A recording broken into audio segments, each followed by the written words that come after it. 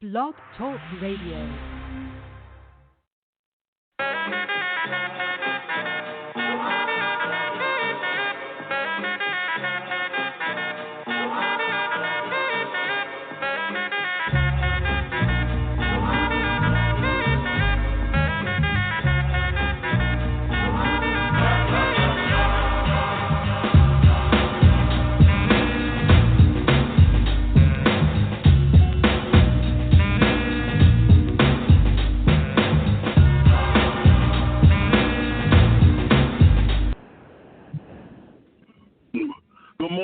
Good morning. And thank you for tuning in to Locker Talk on the Bachelor News Radio Network, where you'll hear about NFL stars of tomorrow today. I'm your host, Barry Barnes, founder and CEO of Locker-Report.com. And you guys can always reach out to me directly on any one of my social networks. I don't have many, but I do have a few. It's on Twitter at Locker_Report. Also, my personal handle, 2B Sports, start with the number 2. Instagram, Locker Report 100, all small caps. Facebook, LockerReport.com. Or you can simply shoot me an email at barrybarnes@Locker-Report.com. I hope everyone is feeling good today. I see we start off with some nice sounds from with the CL Smooth, Pete Rock, Reminisce. So, nothing to remember right now, as far as the NFL, because we're looking forward into the future, and we're going to talk some football today. A lot of good stuff to talk to you guys about. We're going to talk about what to expect from the regional combine players this week. There's a couple of players to look out for this week's matchups. Talk about what the guys did last week, and this morning, we're going to talk about some officiating stuff. Nothing bad, nothing that most people like to hear or talk about. I'm really going, instead of saying left field, I'm going right field, because I'm talking about some good stuff about officiating. I know not everybody hate officials. I know there's people out there that recognize that these guys have a tough job. So I'm going to talk about some highlights from the past 2 months, some good on-field calls that you guys probably don't remember or probably don't really have recollection of, but that's why I come in to let you guys know and let you guys see and hear and appreciate their skill set. The football players, everyone knows about their skill set and how great these guys are. These guys are as world athletes, but there's still a degree of skill, a high degree of skill, when it comes down to officiating a sport that I like to call a blink of an eye contest. And so I'm going to talk about some stuff regards to that, call some names out that you guys probably not familiar with, but you will be familiar with at least at the end of this show. However, I will talk about a few guys that you guys are familiar with in the NFL as I will open up today talking about what to look for in Week 6. Now, every week I always have some good nuggets for you guys to check out and to recognize heading into your games, Sunday. We know we had kicked everything off last night with the New England Patriots beating the New York Giants. Go ahead, Patriots. I know they look banged up right now, but this team always seems to figure it out at the end. No matter what's going on during the regular season, this team always figured out at the right time. So there's no concern there. But the young quarterback, Daniel Jones, played pretty good against that solid defense. So kudos to those guys. The Giants definitely had something special in that. But speaking of young quarterbacks, someone to look out for, something special, Sunday, I would like to say that we're about to see 2 quarterbacks that's going to battle for many years to come, and we'll have some legendary moments in the near future. Talking about Deshaun Watson, quarterback for the Houston Texans, and quarterback Patrick Mahomes for the Kansas City Chiefs.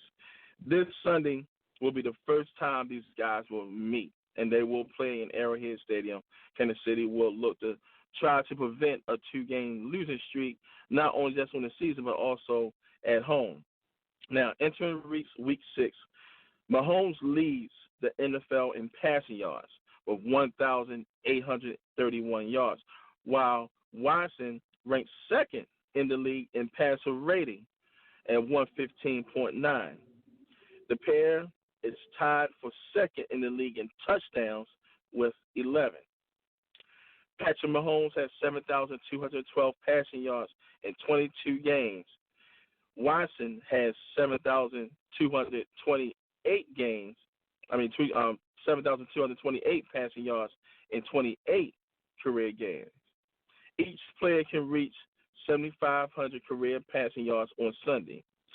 Should the pair each reach that milestone, they will become the fastest and tied for the third fastest quarterbacks in NFL history to reach 7,500 career passing yards.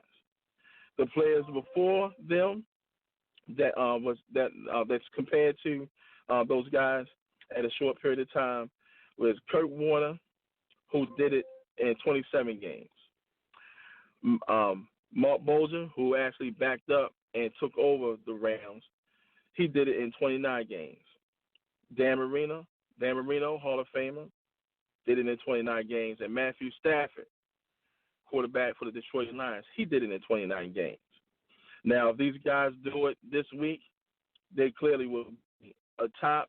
With some good company with a couple of NFL Football Hall of Famers and themselves trying to get to that point of winning the gold jacket.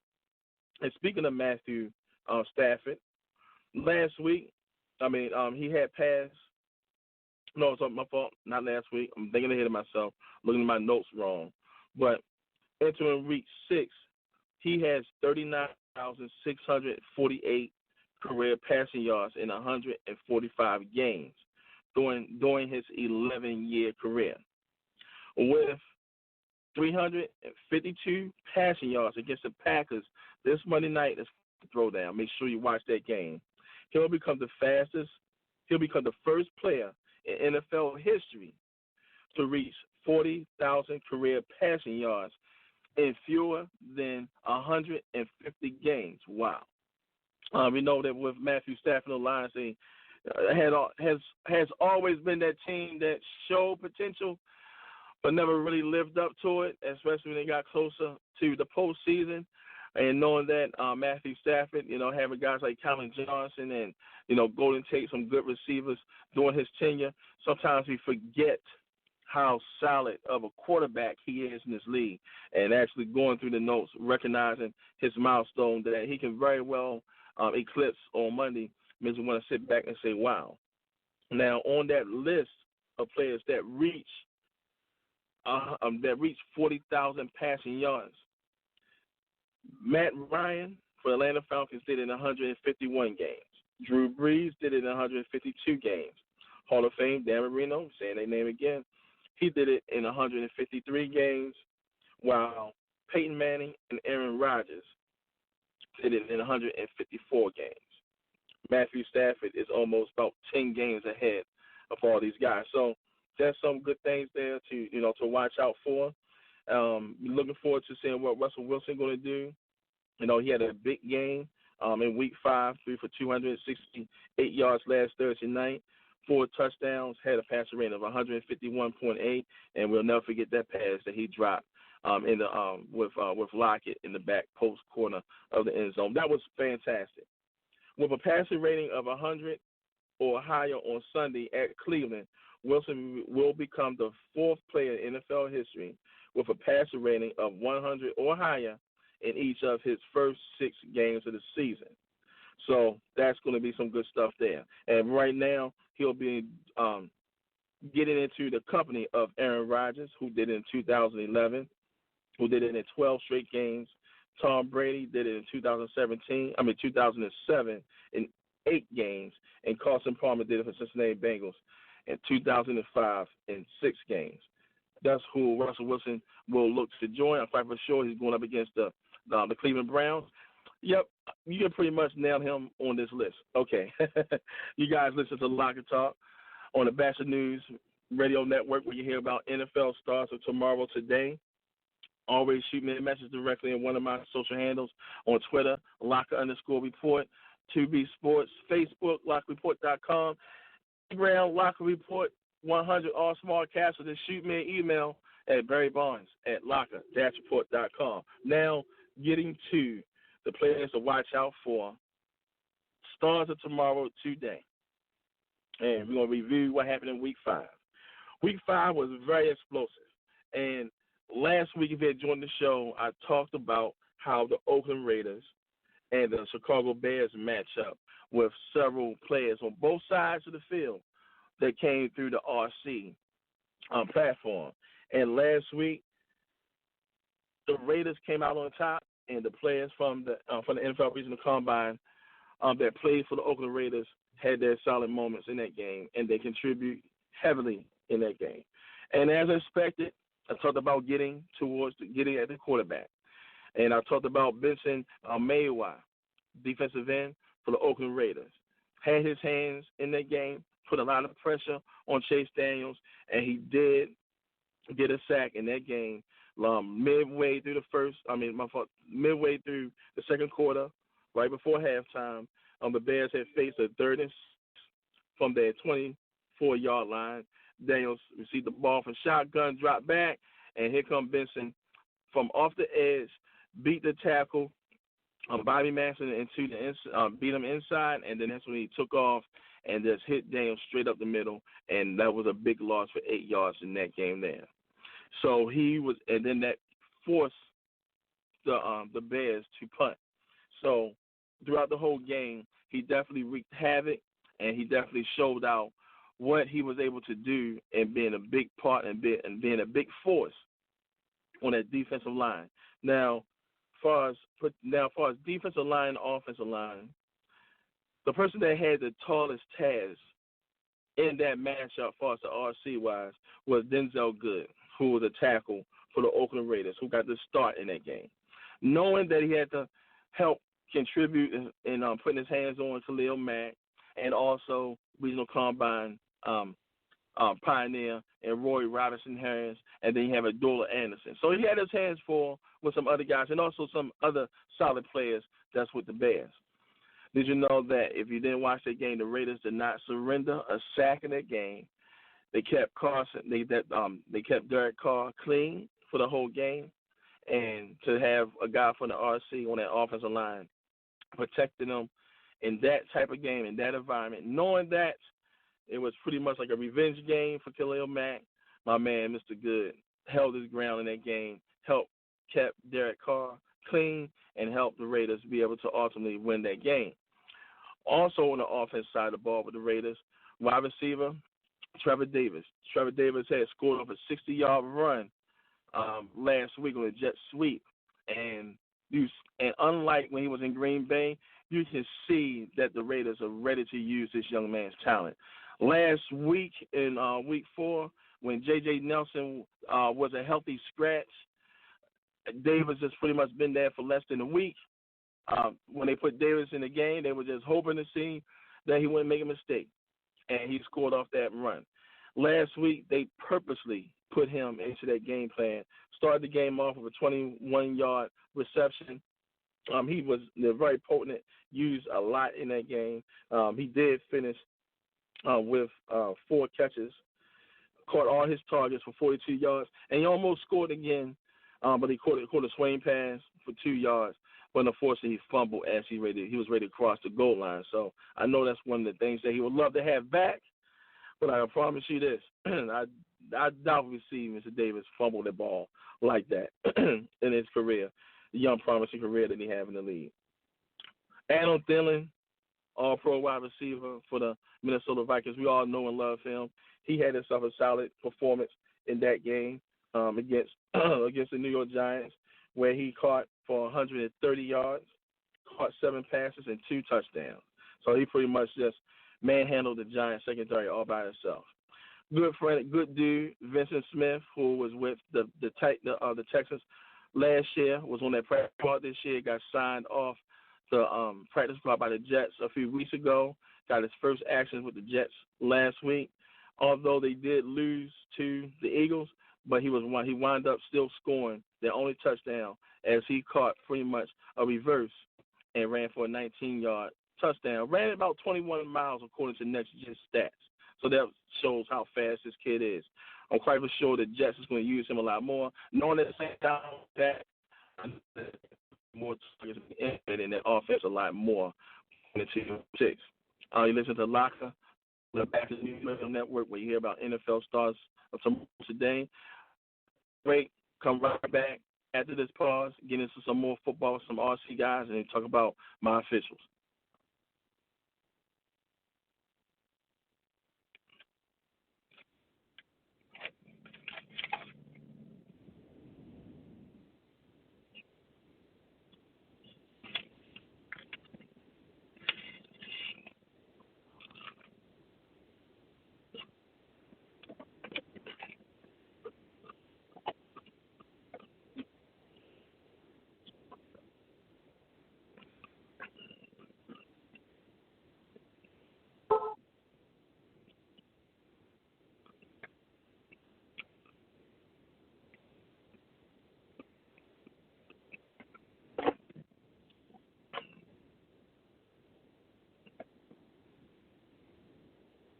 And we're back.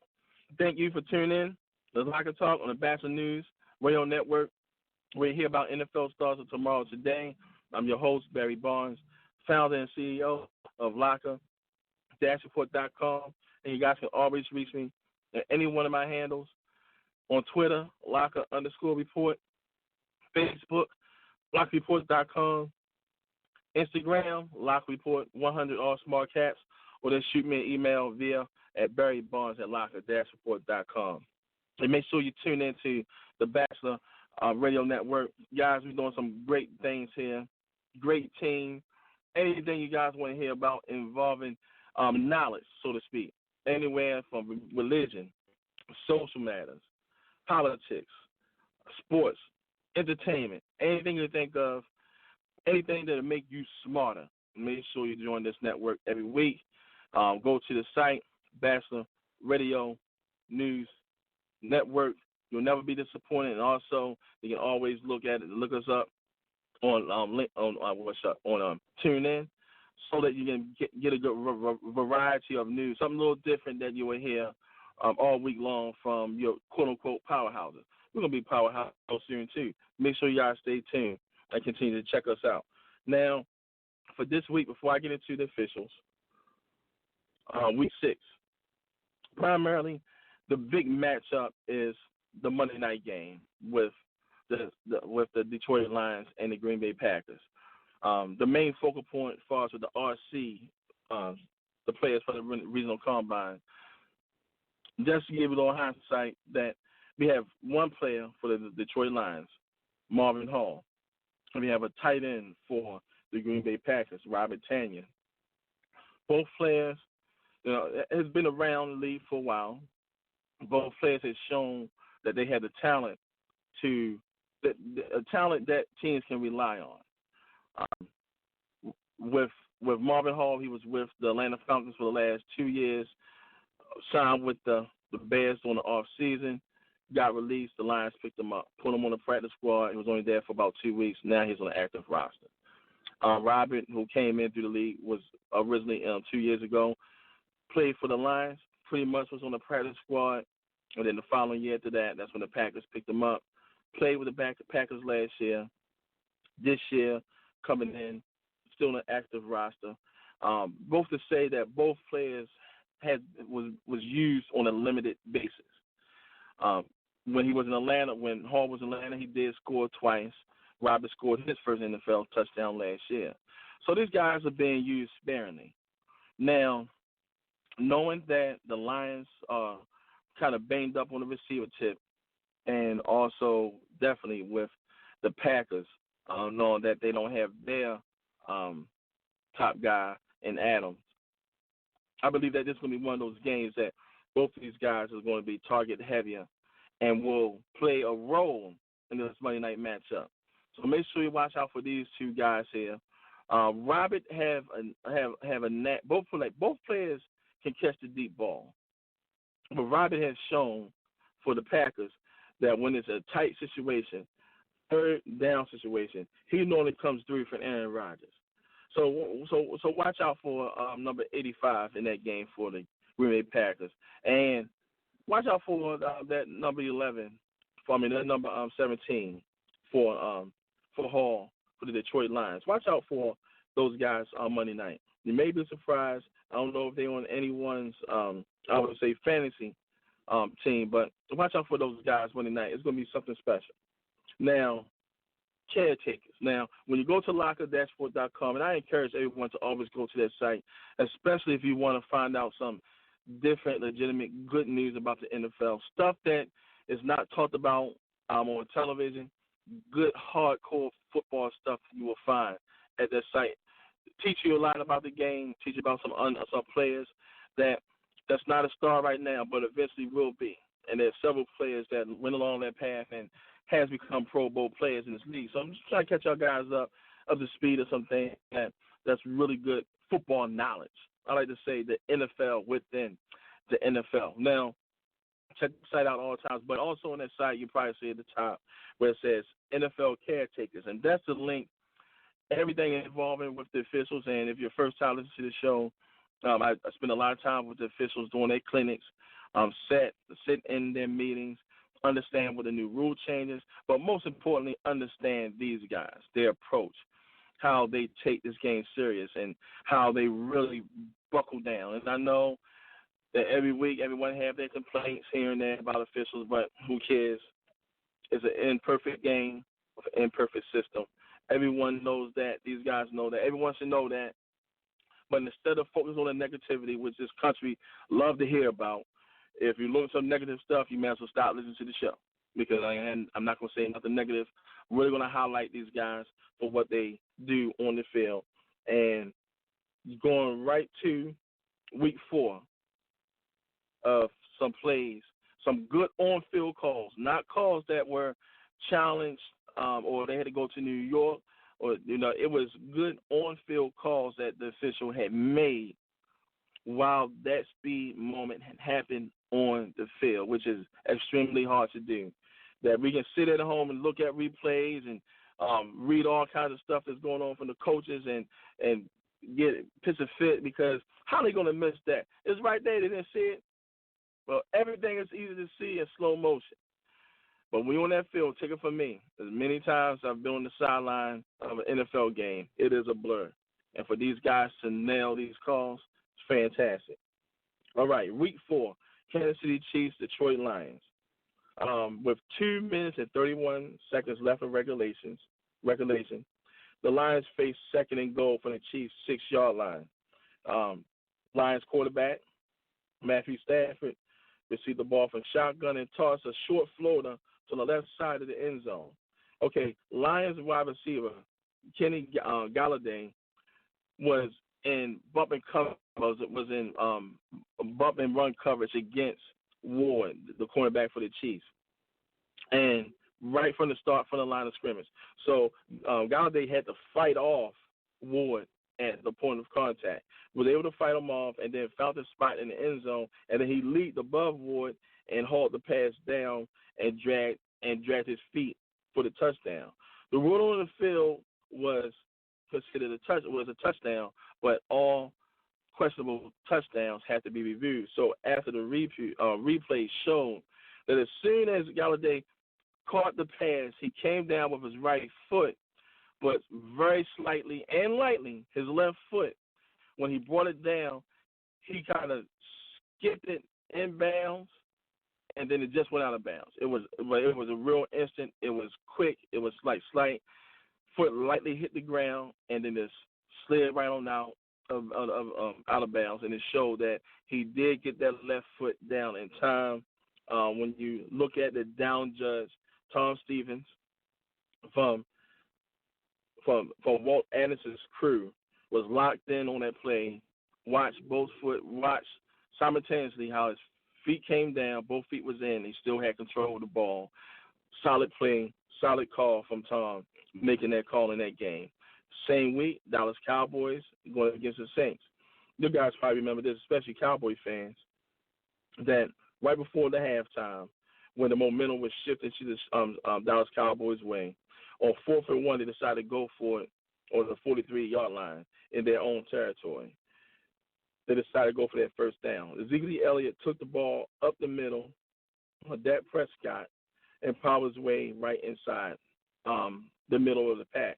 But Saints defensive back Von Bell came by and recognized had came by, knows that Ezekiel Elliott had fumbled, and he picked the ball up and he recovered. Now, Jeff Seaman, who's a line judge, and down judge Danny Short from Carl Shepard's game, I like to say, they both got right into the pile, and the officials had ruled fumble Saints ball. Replay showed that when Elliott, in that whole pile, all that traffic, showed that while he was falling down, Bell quickly stripped him slightly before his Elliott's left elbow hit the ground, and then Bell still in turn recovered the ball.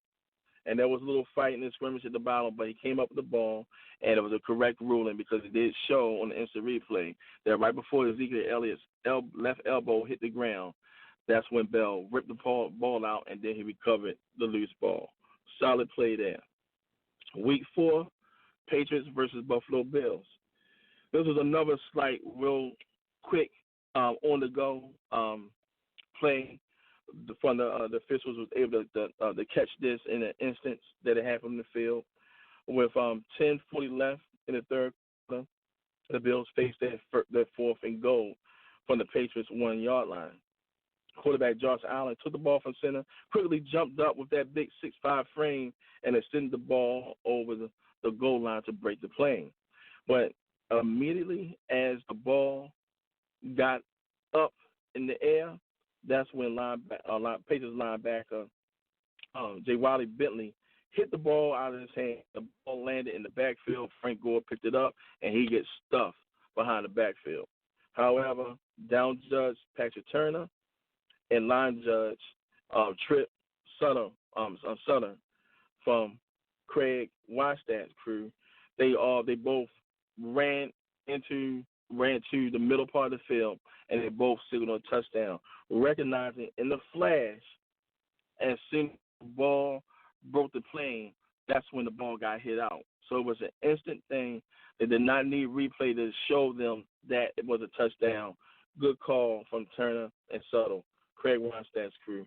Those guys are really solid there. Now, in week 3, Carolina Panthers against the Arizona Cardinals. Weinstein screwed again. Craig and his crew, Johnny on the spot as well. At the start of the fourth quarter, the Panthers faced 3rd and 5 from the Cardinals' 17-yard line. Panthers quarterback Calvin Allen received the ball from shotgun, rolled to his right, and rifled a ball straight to wide receiver Curtis Samuel. Samuel was in tight coverage against Cardinals cornerback Byron Murphy, and he caught the ball while he was falling out of bounds at the 3-yard line. Side judge Jeff Lambert was all over the play, and he quickly signaled in the flash, possession catch, and then that's when Patrick Turner, was on the other end, and he confirmed it. What Lambert witnessed was that when Samuel caught the pass, his left foot was planted, but he quickly got his right foot down slightly in the field of play before dragging and rolling out of bounds. It could have been no clearer and no more obvious than that. And so after replay, it showed that it was a clear catch, possession. Left foot was already planted, dragged the right foot out, pretty much all simultaneously. Good play there. Now, this is one of those calls I'm about to talk about now. In week 3 with Houston Texans up against the San Diego Chargers, pretty much was a play that could have been let go, but they allowed the players to play it through. They could have been ruled as pass interference, but Joe Nathan was covering Keenan Allen on the play late in the third quarter when he was in territory marching down the field. But what Nathan did, he shielded off Allen, didn't grab his hands, didn't slow him down, looked like it would be pass interference, and it was not good way for the officials to identify that it was not pass interference, and they held their whistle on that play. Now, you guys make sure y'all check everything out on locker-report.com. That's all the time that I have for today. Next week, we should have a guest on the show, talk some more football on the college side.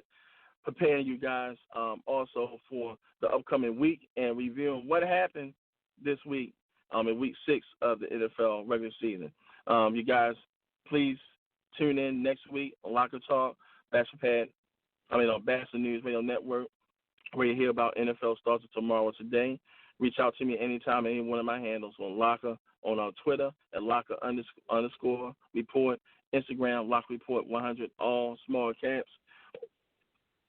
Facebook, lockreport.com, or just shoot me an email via at barrybarnes@locker-report.com. Everyone stay blessed. Enjoy week 6. Now, I'll be talking to y'all guys next week for sure. Everyone stay blessed now. Bye.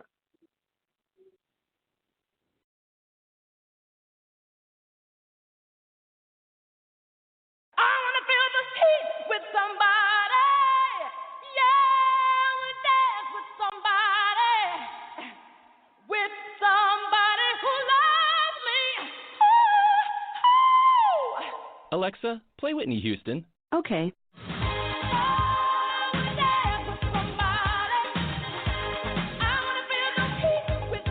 With Amazon Music, a voice is all you need. Get access to over 50 million songs. Download the Amazon Music app today. Blog Talk Radio.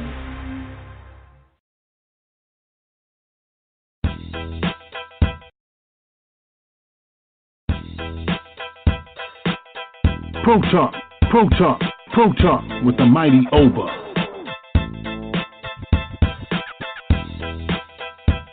The mighty Oba. Pro Talk. Welcome to Pro Talk. I am the mighty Oba, here with my main man, the feature analyst of this show, George Radney from the Challenger Community News, and our special guest with us here, Donald Jones, former Buffalo Bill receiver. How you doing, George? Doing great, and welcome everybody. Donald, how you doing, man? Thanks for joining us here on Pro Talk. Hey, man, thank you. Thank you for having me. Hey, we're honored to have you on the show. Former Buffalo Bills standout Donald Jones entered into the league in 2010 as an undrafted free agent out of Youngstown State and became one of the premier receivers for the Buffalo Bills for a 3-year stretch. It is a pleasure to have him on, and he's also my Prince Hall Masonic brother. Glad to have you on, bro. Thank you. Thank you for having me, man. It's good to be on the show talking some football. Oh, yeah. Well, we're in the middle of the NFL season. Donald, tell me, what are you thinking about the Buffalo Bills 4-1? First, let's talk about the positives. What do you think about the Bills right now at 4-1? I think right now, the obvious positive of the team is the defense. The defense is what's holding this team down right now. You have some guys on offense that are making some plays, but I think the obvious is the defense. That's why they are 4-1 right now. And hopefully, the defense can continue to play like that. But we all know throughout the course of the season, the defense is going to have a bad day. No doubt. They have a bad day, and your offense is not up to par, you end up losing that game. So I think, and we've seen that with the Patriots. No doubt about it. So I think when you talk about positives, you have to look at the defense. I think when you think individual players, you can look at a guy like Duke Williams now, who, obviously he's going to be a big part of this thing. Frank Gore, the old man, still getting it done. Still getting it done. Still getting it done. Been in the league since I was in elementary school. Oh wow! There's definitely some positives on that team that you can look at, but there's some negatives as well. No doubt. Donald, you mentioned Duke Williams right away. Why do you think he wasn't on the opening day roster of the Bills? I think back in training camp and preseason, I'm not sure exactly what it was, if it was just a numbers thing or if he wasn't really making enough plays for them to feel comfortable with putting him on the roster. But I think that he made enough plays for them to feel comfortable in keeping him around, but they just didn't feel comfortable in having him on the field that day. But what you have is, throughout the course of the season, you have guys who might not be performing like they want, and you have a guy who might be on the practice squad or whatever the case may be, who's balling in practice. And the coaches are like, yo, we got to get a shot. And I think that's what it really came down to, But back early in the season, when a guy's not on the opening day roster, it's really because the coaches don't feel like at that moment he's showing them enough to feel comfortable with putting him on the field. And that's not just offense, that's special teams as well. Mm-hmm. Right, so right. Because the one that's why. Yeah, sorry about that. Oh, the one thing I noticed about Duke Williams, he's an outstanding blocker too. So even on in the running game, he can be very beneficial to the team. Yeah, I mean he's a big receiver, and I think he's probably learned if I'm going to play, I need to make sure that I'm blocking. You know, he's not the superstar receiver. Even his superstar receivers are out here blocking. So if you're not that guy, you need to make sure you're doing your part. You know, and at the end of the day, I mean, film doesn't lie. If you're out there, you're not blocking. Your guy is making tackles. The running backs are not going to be happy, and the coaches are not going to be happy. So he's a guy who's out there getting his job done in the running game, and then they'll reciprocate that to you in the passing game when they see you actually helping them out in the run. Donald, the Buffalo Bills recently traded away Zay Jones to the Oakland Raiders for a fifth-round pick in 2021. I've been trying to tell people just because a receiver doesn't fit a particular system, it does not mean that Zay Jones cannot play football anymore. Am I correct? Yeah, I mean, you're definitely correct. And people will say, well, they drafted him for this system. Yeah, they did draft him for this system, but you know, Zay Jones has kind of had – it's been a tough run for Zay Jones in his first 3 years in the league. I mean, his first year, he got drafted in the second round to a team that didn't really have talent on the team. And so everybody in the city of Buffalo is looking at him as the guy who can come in here and make plays and really be the number one receiver. But he's not that type of guy. He's a guy who is going to just consistently – make plays for you, more of a possession type of receiver. And so his first year, he dropped a lot of passes.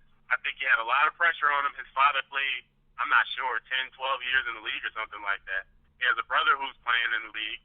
And so he had a lot of pressure on him being a second-round pick. And he didn't have a good year his first year. And then his second year, last year, he started to show some plays.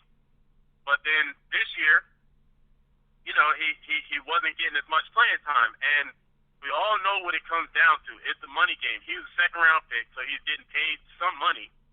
And you have a guy in a guy like Duke Williams who's not getting paid that type of money, who the coaches feel like he can do what Zay Jones can do at this time. So we might as well go ahead and keep the cheaper guy. And that's what it's a business thing. You know, for me, that was a business decision.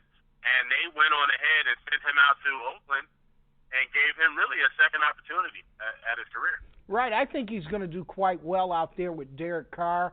I think Derek Carr might be the type of quarterback that can utilize the skill level of Zay Jones. Also, John Gruden is an offensive guy, too. He certainly is. And I think, to me, Zay Jones, he runs some pretty routes. And he looks to me that he wasn't benefited that the quarterback was a rollout scrambler from Tyrod Taylor to Josh Allen now. To me, a quarterback like a Derek Carr who stays in the pocket and throws that timing pattern pass can really help Zay Jones. Because to me, his game is more timing than improvising on the football field. Yeah, I mean, Zay Jones is definitely when you talk about Derek Carr, he's a timing quarterback. He's a guy, he doesn't have the big crazy arm. And when you're a quarterback that doesn't have that big crazy arm, everything has to be timing. You have to be where the quarterback wants you to be so that he can throw it on time. And then, you know, you can complete those passes. And so Zay Jones is a guy who, he's not the speed demon going up the field. He's the guy who can run routes. He can work the middle for you, that possession type of receiver. And as long as they can get on the same page and get their timing down, which is tough because now you're going in the middle of the season to a whole new system that you have to learn really fast.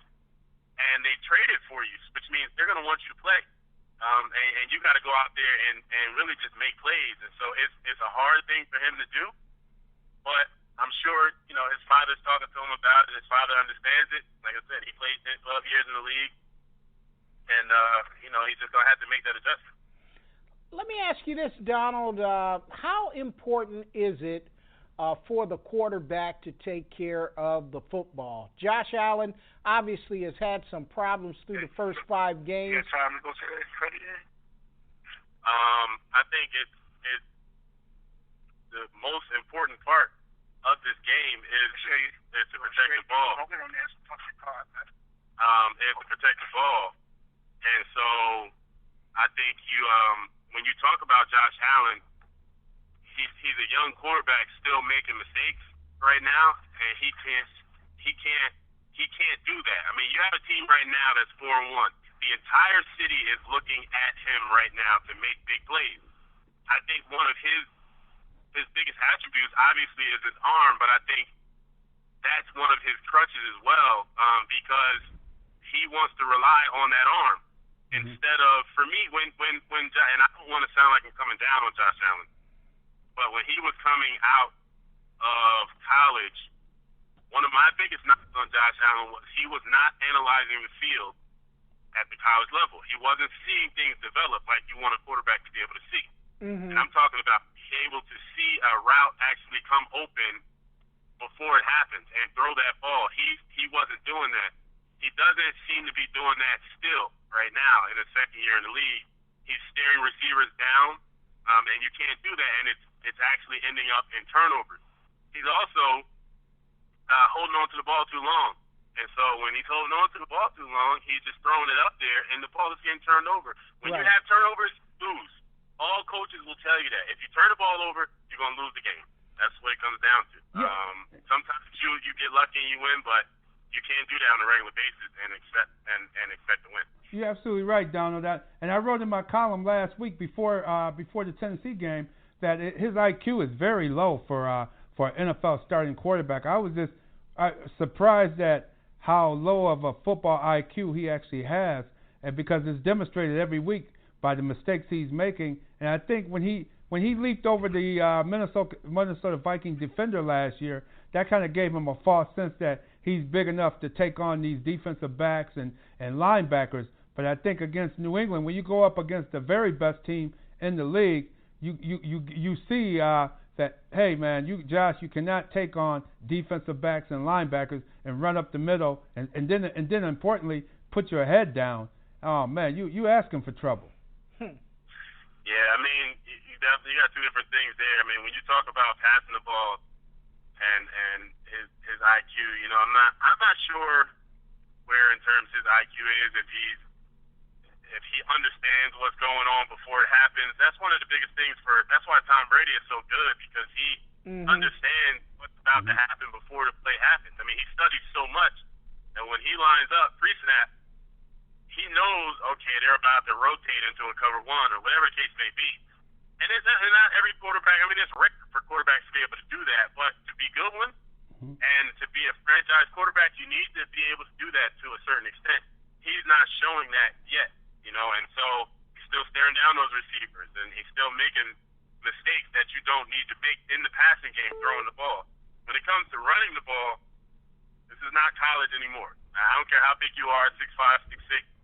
You're playing against grown men that have families, kids at home, people to feed. And to be honest with you, if you're a quarterback and you come through there and you're running like you're a running back, they look for that opportunity to take the big hit on you.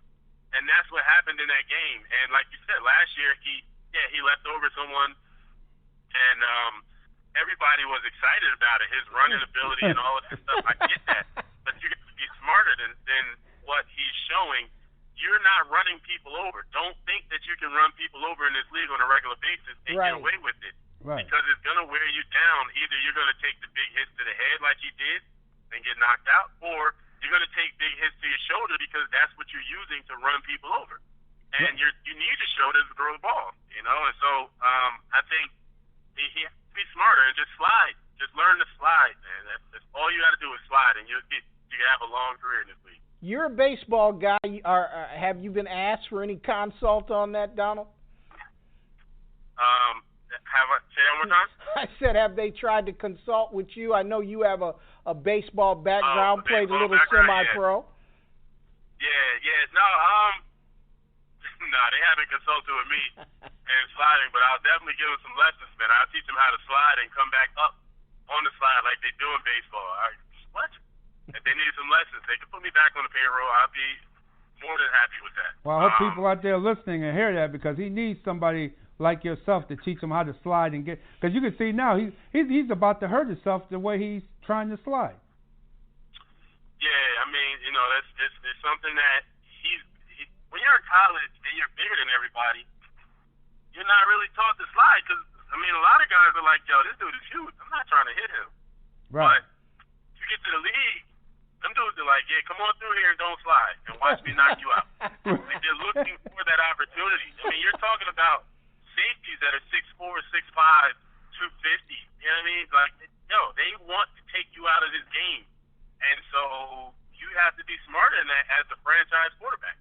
Exactly. And Donald, you notice across the league, not only Josh Allen, all these young quarterbacks tend to, the habit I see they all have in common is that they hold on to the ball way too long. And it was evident last week with Mason Rudolph with the Pittsburgh Steelers.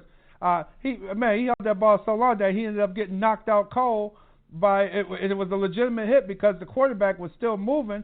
You can't tell a defender when he's trying to hit you and you still moving. You're a moving target. You can't tell if the guy gonna turn his head or helmet or whatever. All you're doing is trying to get this guy down, and that's what Earl Thomas did. He got him down. Yeah, I mean, fact of the matter is the transition from college to the NFL is hard on any position, but it's really hard on quarterbacks. And it makes it even harder now that in the college game, the offenses are very vanilla.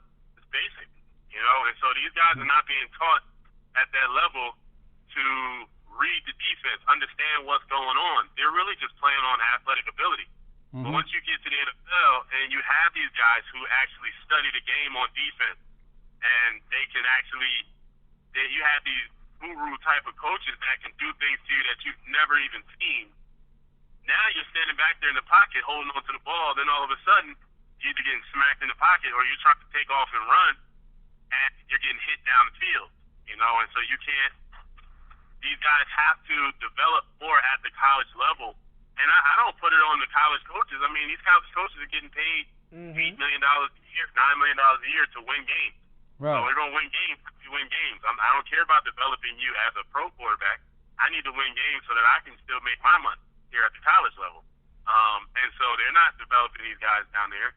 These NFL coaches have to develop these quarterbacks faster than what they're doing. Do you think these guys need to sit a little longer? Like whoever team drafts them, for example, have a veteran quarterback play at least a year so these guys can sit on the sideline, watch, and take notes and learn from watching a veteran quarterback? No, I mean, I'm a firm believer in whatever it is that you're doing. Like me, you can show me something a million times, I still might not get it. I need to do it myself to actually understand it. Just one time, I need to do it myself to understand it. So for me, yeah, if you sit on the bench and I'm watching you play, that's cool. I'm learning a lot of stuff over here on the sideline. But when I get on the field, it's still like this game is moving fast because I've been sitting on the bench the whole year. You know what I mean? So for me, let those guys get in. But I think they need to give them more. Problem is they're getting paid so much money. Even with the new CBA, these quarterbacks are getting paid money. They're getting endorsements, all of this stuff, and they're getting pressure from the owners and the GMs to play right now, and that to be good right now. And when you draft a quarterback in the first round, yeah, we want you to be good, but not everybody's going to be good. There's going to be some growing pains for everybody, right? And especially quarterbacks, And I think the owners have to understand that, the GM has to understand that, and the fan base has to understand that, But it's hard for fans because fans are like, oh, we're paying all of this money to come to the games. Yeah, I get that, but guess what?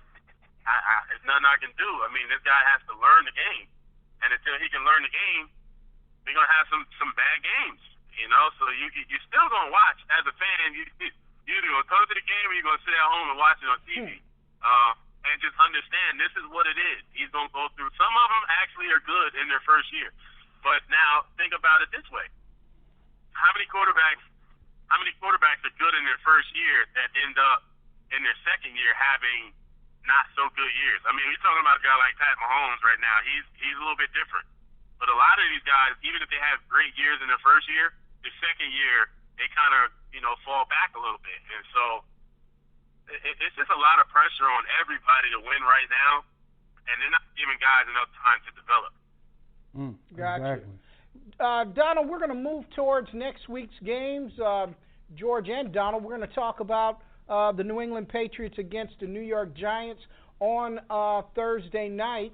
What is your thoughts on that, Donald? That's one of your former teams. Tom Brady they're undefeated at this point. What's your thoughts on the New England Patriots against the New York Giants? I mean, the Giants are sitting down a lot of guys.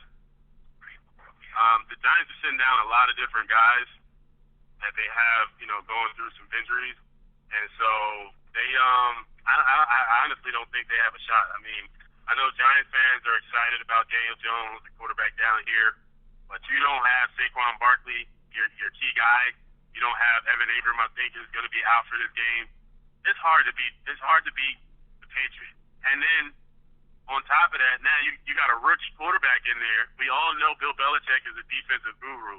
He's always going to take away whatever your star player is. So you don't have all of your key players out there. Now you're shorthanded going against a guy who is going to take away your number one player. So you don't have your number one running back. You don't have your tight end that can make plays for you. Now you're just hoping that you can You're just hoping that. Hey, sorry guys, I'm on the road with somebody and we're trying to find something. If you hear something in the background, but now you're just. Sound like you might be lost, man. Yeah, a little bit. We're trying to get to where we take it back road. All right.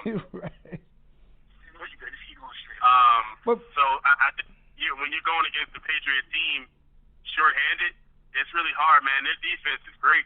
That defense is great, and there's nothing you can do. They don't have playmakers on offense to get away from Stephon Gilmore. I mean, he's going to shut it down on one side, and the rest of the team is going to do their jobs on the other side. It's hard to beat that team. What do you think, George? I think it's a blowout, and this is another reason why they shouldn't play on Thursday nights, because there's just too many injuries. Like you said, I looked at it earlier in the week. Man, the Giants are sitting out an awful lot of players. It's almost like it's a preseason game for them. They have so many guys that are not going to play. And right, exactly. Yeah. I'm not a fan of the Thursday night game, period. I think it puts guys at risk for injuries.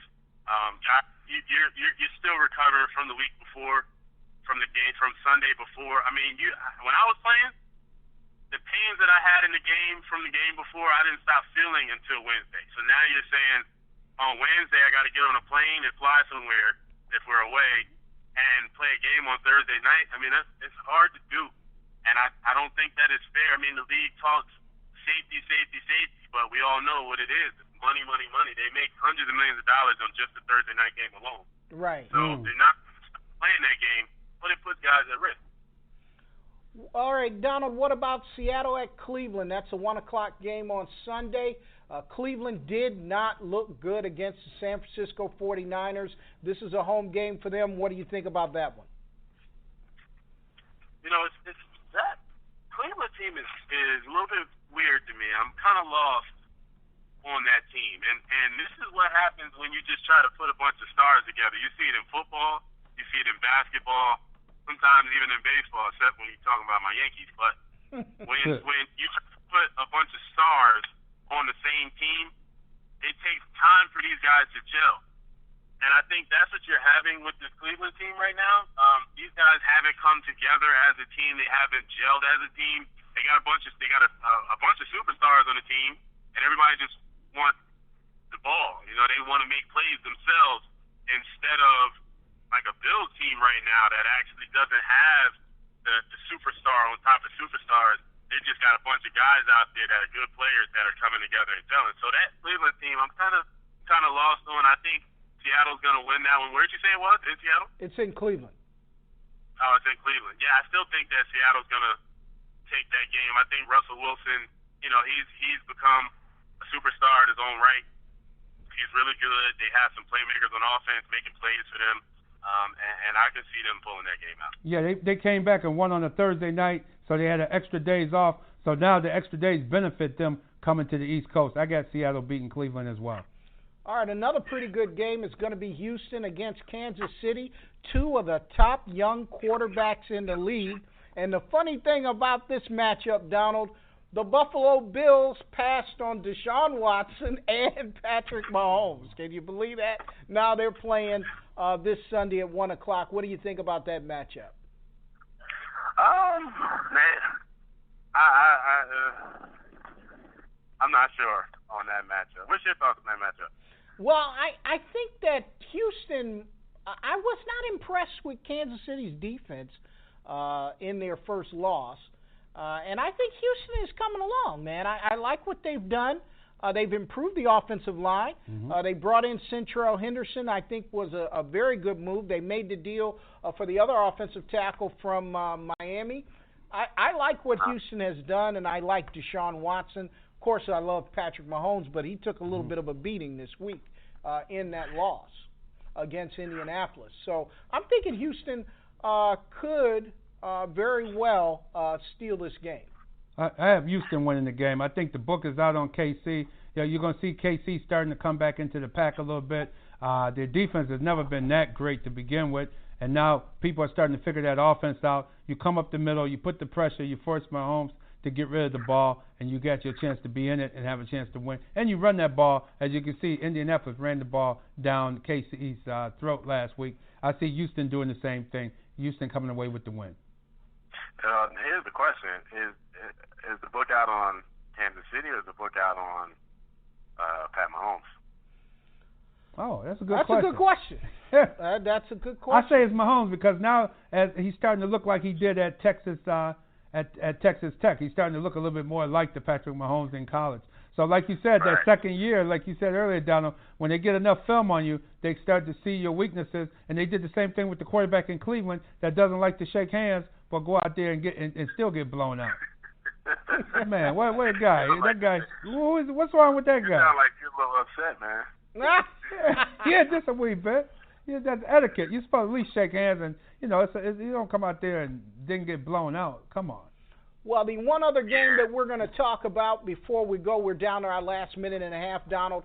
San Francisco against the Los Angeles Rams. Who would have thought that San Francisco at this point comes in undefeated against the Los Angeles Rams, last year's NFC representative in the Super Bowl? What's your thoughts on that game?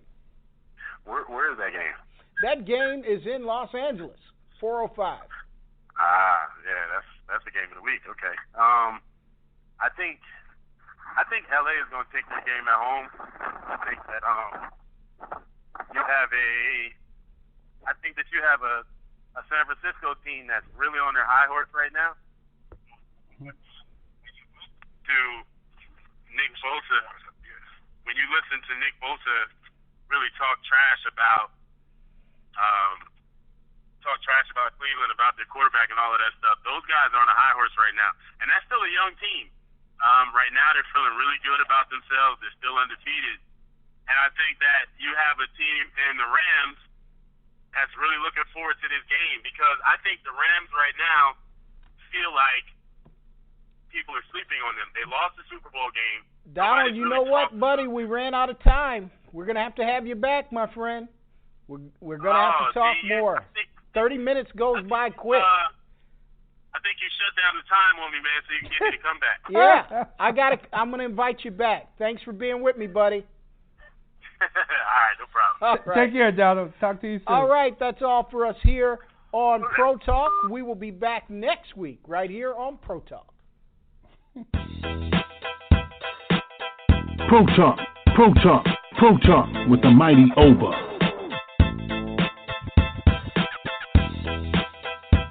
The mighty Oba. Pro.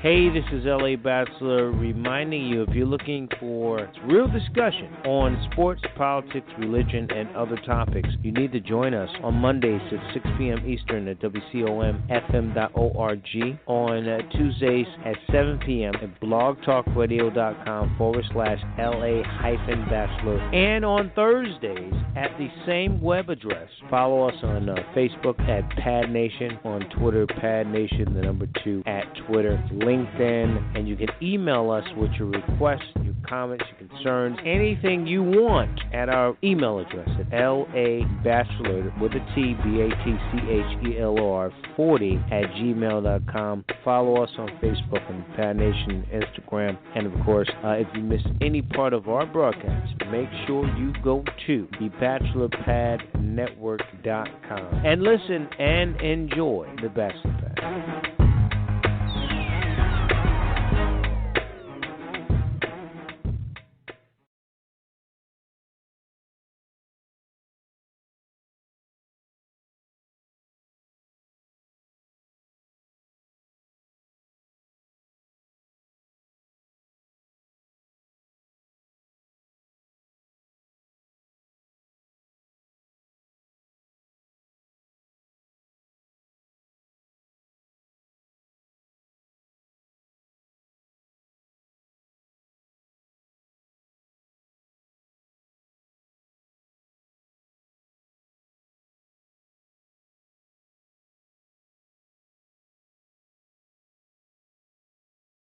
And welcome back to the Bachelor News Radio Show. We thank you for joining us as always. 646-929-0130, the number to normally get in touch with us. Questions you can do online and Pad Nation on Facebook, Pad Nation 2 at Twitter. We'll go back to the phones and bring in my next guest. Always good to have this young man on from Manassas Media. He's also play-by-play voice of UMass Lowell basketball. He is Nick Manassas. And Nick, what's shaking, man? Always good to have you on, sir. It's a good time of year for sports, for sure. The NFL in full swing, the NBA gearing up, and baseball winding down. So it's good to be a sports fan. And let's start with baseball. We had talked throughout the year about this Yankee team, and even towards the end of the year where we knew they were going to make the playoffs. We talked about the pitching. I've talked about their lack thereof and the injuries. But yet, look, you said they'd take care of Minnesota, and they did, and they looked good, even winning, a lower scoring game because they blew them out at Yankee Stadium in 2 games, but won I think 4-0 in Minnesota to seal the deal. But what about this team, and what about momentum? I know they beat a team they should have beaten, but it's the way they've done it, and Nick, I think the pitching is always going to be the question, but with the hitting, as many home runs as they hit, this lineup doesn't seem like they need to rely on that. They can win a lot of different ways offensively, and they have a lot of guys from the top to the bottom that can get it done. They don't really have, say, like the need to have the 5th guy in the lineup to drive in runs or the 4th guy. They got guys in the 7th slot bringing in runs. What about this Yankee team moving forward and that lineup in the pitching? Well, we knew it was loaded. We knew the lineup was loaded, 1 through 8, 1 through 9. So that does not come as a surprise. To speak on the momentum part of it, I completely agree. I think they came out in game 1, had confidence, got on the scoreboard early, and it just seemed like the scene was just too big for Minnesota. It just seemed like kind of a deer in headlights type of thing. And meanwhile, the Yankees were getting more confident by the inning. So I think a 3-game sweep is obviously the best case scenario for a Yankee fan. But for that team's confidence, it's going to do a lot, I think, going into the next round. So, the offense has been the story since April. If the other team's pitcher, if the other team's ace does not bring his best stuff, he's going to get exposed somewhere. And that happened, obviously, in all 3 games. And then when it was time to shut the door on the road, the pitching elevated. So I think the pieces are there. I do. I think on both sides, the pieces are there. Now, we're going to see. Obviously, we're going to see as this thing advances and things get tighter and, the outcome is decided in the later innings, and that could be a little bit different of a scenario. But right now, obviously, so far so good. I think they got off to a great start and never really looked back in that series. And to their credit, we're able to sweep it in 3 games. Before we get to the Cards and Nats, are they capable of beating either one of those teams? What, in your opinion, based on the matchups, would be a more favorable matchup for them? For the Cardinals? No, the Yankees, if they face either the Cardinals or the Nationals, who do you think is a better matchup for them? I don't know. I think probably the sexier matchup, so to speak, is the Nationals because of the two horses at the top of the rotation. You know, you can get some headlines just based on that. I think, you know, St. Louis is more just an organization. They don't really have, maybe Goldschmidt, but they don't really have a marquee face, so to speak. So I think from a media/fan perspective /hype perspective, the story would be the Nationals. Now, that being said, the Cardinals are, you know, arguably the hottest team since the All-Star break in either league. You know, they came out gangbusters in Game 5 and just wiped Atlanta out in the first round. I haven't seen something like that in a long time in postseason baseball. So as much as you can make an argument for momentum helping the Yankees at this point, I think on the other side, well, you can make the argument as well. Getting a Game 5 win on the road for both those teams is big. So I think just the two names, Strasburg and Scherzer, in that rotation would be, I think, a little bit more interesting and titillating than just throwing out, you know, kind of a faceless Cardinals team in the Classic.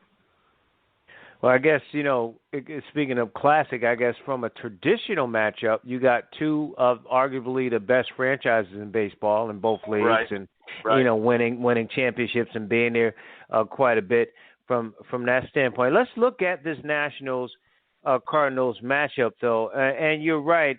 Not only did I haven't seen anything where the Cardinals just lit them up in the first inning for 10 runs, but it's the way they did it too, and the fact that have you ever seen, Nick, where the game was like literally over in a deciding game, win or go home, like after the first inning, it was over, and how it just kind of snowballed for them against the Braves. And are you surprised that the Braves even went 5 with the Cardinals in that series? No, I'm not. I thought the Braves had enough talent to go 5, if not win the series. Frankly, I thought. Well, that's what I mean. I thought they were going to win the series. I'm surprised it went 5. I thought they were going to win maybe in 3. Right. But again, to the Cardinals' credit, you know, that is a team. That's a team that believes in each other. That's a team that's not afraid of the moment. Clearly, you do have some veterans on that team that have played in October, and you know, the Braves made a postseason trip last year, but this is still a very, very young team. And when the wheels fell off that early, to use your word, snowball, that's exactly what happened. I don't remember, at least off the top of the head, something even comparable to that. Not in the first inning and not 10 runs. So, you know, that obviously is a heartbreaking way to end what was a good season for Atlanta. And the optimist is going to say, well, they'll be back because they're young and they're good. But mentally, that's going to be something that lingers all winter long, you know. So that may be kind of a hangover situation at the beginning of the year for them if they're unable to kind of put that properly in the rearview mirror and move forward. It'll be interesting to see, but it's definitely kind of a historic moment from that standpoint last night of just complete annihilation on one side and a complete collapse on the other, all within the first inning, is pretty unheard of. And just to follow up with that series and those two franchises, they you know, with Atlanta, they kind of remind me of the Aaron Judge 2 years ago Yankees, where they got there and everybody expected, oh, here we go, and then they have sort of a down year last year. It's almost like Atlanta, they sprung out, they beat Philly down the wire, and everybody's, you know, picking them. Some people picked Atlanta to beat the Dodgers, which we'll get to in a second, to get to the World Series. They didn't even beat St. Louis. So speak to them in terms of maybe the similarities of a young 2 years ago Yankee team like the Braves. And then with St. Louis, you know, you and I talk about this on the air all the time about franchises and doing it the right way. The Patriots, lesser degree, the Steelers, and other, you know, franchises being consistent and winning and stuff. If it's Tony La Russa or Mike Matheny or whoever, they're there. They always seem to be there, and they always seem to make the playoffs. And here they are. I think it's been maybe almost 10 years or whatever it's been since they got to this point on the brink of maybe getting to the World Series. They continue to be as consistent as you can be in baseball. Yeah. Somebody made the comparison of the Cardinals to the Spurs, which that's even better. Fair. Yeah. Right. Yeah. Right. Yeah. Right. You know, I mean, obviously the Spurs have won 5, Cardinals have won 2 in that span, but still a similar type of thing. I think it's the front office. I think they draft well. They show patience on the farm. They don't necessarily overspend on free agents. And for lack of a better term, they do it the right way. They're not necessarily a small market. They're not an Oakland or a Tampa. But they're certainly, I don't think, a big market either. So they're kind of in the middle. They've kind of charted that course. They certainly have a franchise philosophy, it seems like. You know, they have the right managers, as you pointed out. You know, these aren't guys that stick around for only 3 or 4 years and then move on. These guys seem like they're in it for the long haul. And yeah, you know, there's not really a marquee name that casual fans can point to with the Cardinals, but that doesn't seem to matter. That didn't matter in the 2011 one. I know Pujols was their star for a long time, but you know, it was the pieces really around Pujols that I think won them the title in the end in both 2006 and 2011.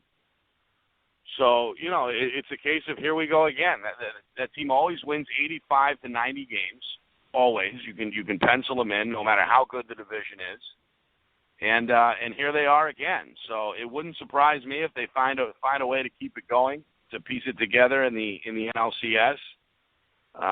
You know, at least on paper, I think the pitching would favor the Nationals a little bit. But like I said, momentum is there on their side.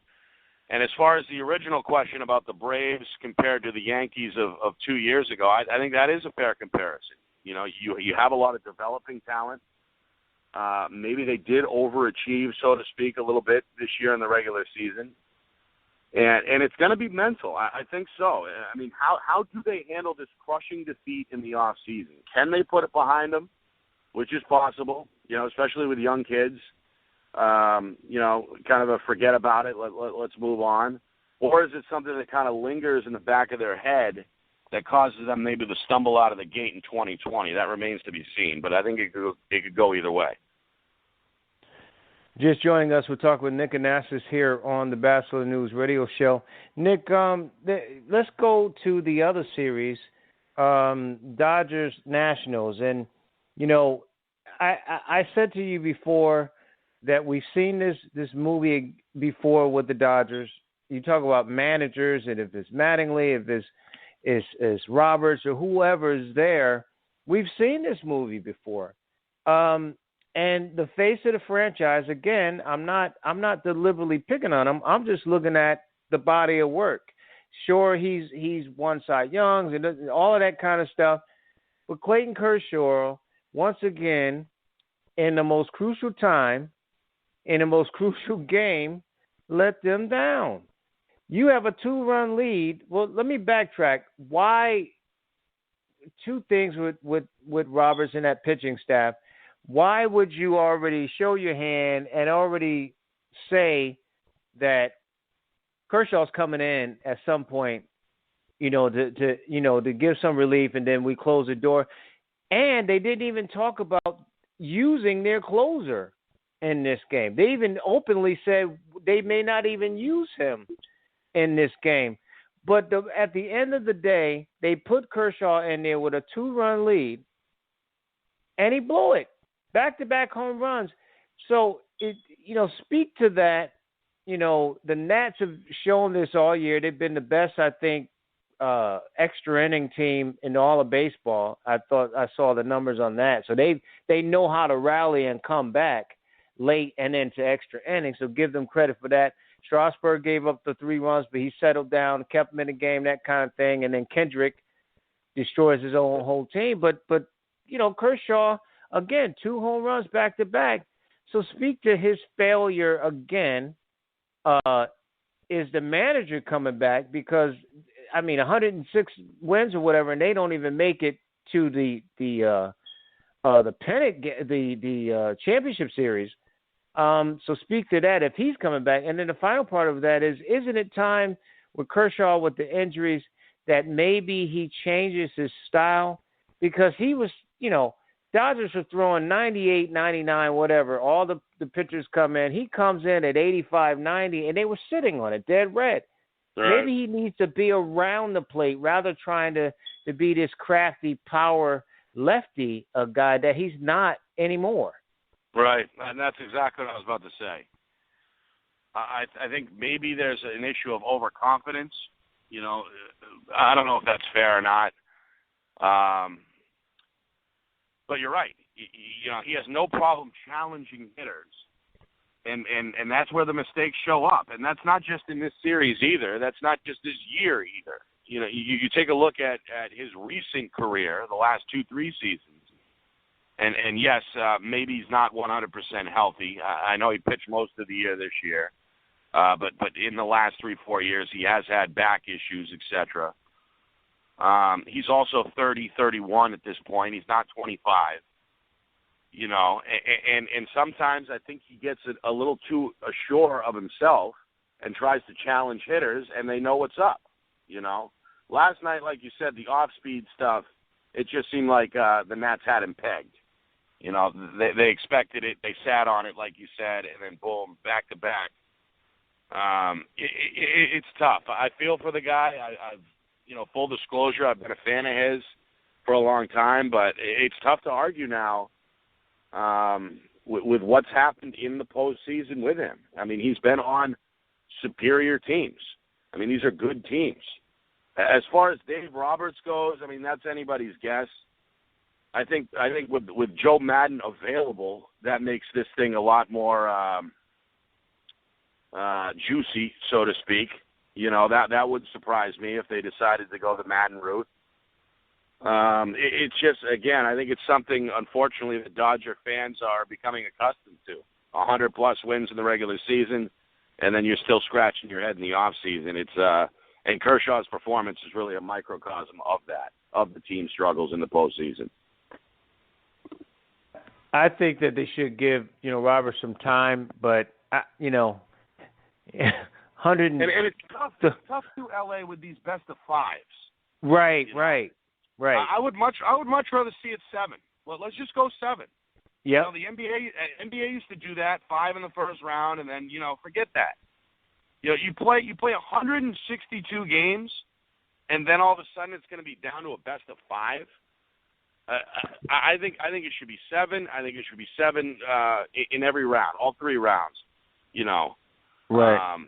But that's the way it is, and you got to manage accordingly, and it just makes the manager's job a lot tougher when you're trying to balance, how many innings guys have gone, are they available, are they not, are they feeling good enough on short rest, etc.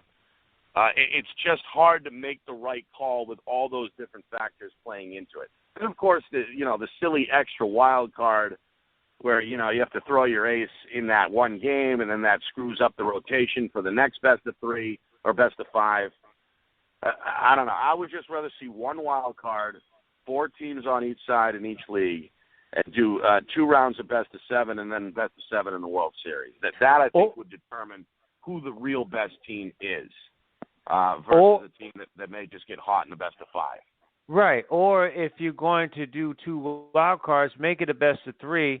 Reduce the regular season, and then you have a real legitimate wild card, because these guys fight. They're doing all this. They've talk about the playoffs just to get to the wild card. They're maneuvering their pitching staff and doing all this for one game they lose, and they did all that for for the last month to get in, and when you go home. So make that a best of 3, and then make everything else a best of 7. That would be the fair thing to do. Then you can judge accordingly. Or give them right. Or I agree with that. Or if you don't want to go that route, if you're the league, then give them an extra day or 2 before the thing starts. Right. Give the starters a chance to rest and the managers to reset the rotations. That's right. And that would be fair enough because, anybody on any given day, that's what they say. With football, it's any given Sunday, and, win or go home. It's just like the college basketball tournament. You can have the best team, UConn or Duke, whoever in basketball, and they come out and they got some wear and tear in the legs, and they come out one game, and boom, they're out. All that work all year, and they lose. It's the same thing with the wild card, same thing in baseball. But I digress. Talking with Nick Anastas here on the show. And, Nick, you mentioned the association, the controversy with China and Adam Silver and his decision. Of course, the folks that don't know, the general manager for the Houston Rockets tweeted a comment basically saying he was on the side of Hong Kong and the unfortunate battle and clash between the People's Republic of China and Hong Kong, in which they have that agreement with, and the violence is taking place. And this a man had said that he's for Hong Kong, which sparked some controversy. The NBA did not like that originally, and China certainly didn't. Yao Ming and his folks there in China decided not to air any preseason NBA basketball and some other things that go with it. The league has kind of been criticized for acquiescing and compromising. What's your thoughts on that? Because this is a league, Nick, that I think you and I agree that when it comes to social issues and social controversy and social justice or injustice, the NBA, in terms of professional leagues, have been at the forefront and with their players talking about it and doing something about it and trying to make change about it. Yet, I guess when it came to China, they had to be careful. What's your thoughts on how they rectify that situation moving forward? Ooh, that's a good question. I have a lot of thoughts on it. As far as what the clear-cut answer is moving forward, I don't know if I can give you that, because you've got a lot of money tied up on one side, and then you have the right thing to do on the other. And it just speaks to the way that not just the NBA, but Apple and some of these big other multinational corporations kowtow to China. They're willing to ignore their human rights disgusting record on one side, their concentration camps, their suicide nets around the buildings, all so that they can make some more dollars, all so that they can make another billion when they're already bringing in 8 or 9 billion. But let me ask you this, Nick, just to play advocate here. If LeBron James speaks out against a president or someone who decides, like a Colin Kaepernick, to kneel because of police brutality and criminal justice reform that needs to take place, and the NBA is is totally behind him, embracing it, coming up with plans and working out community events. That's one thing.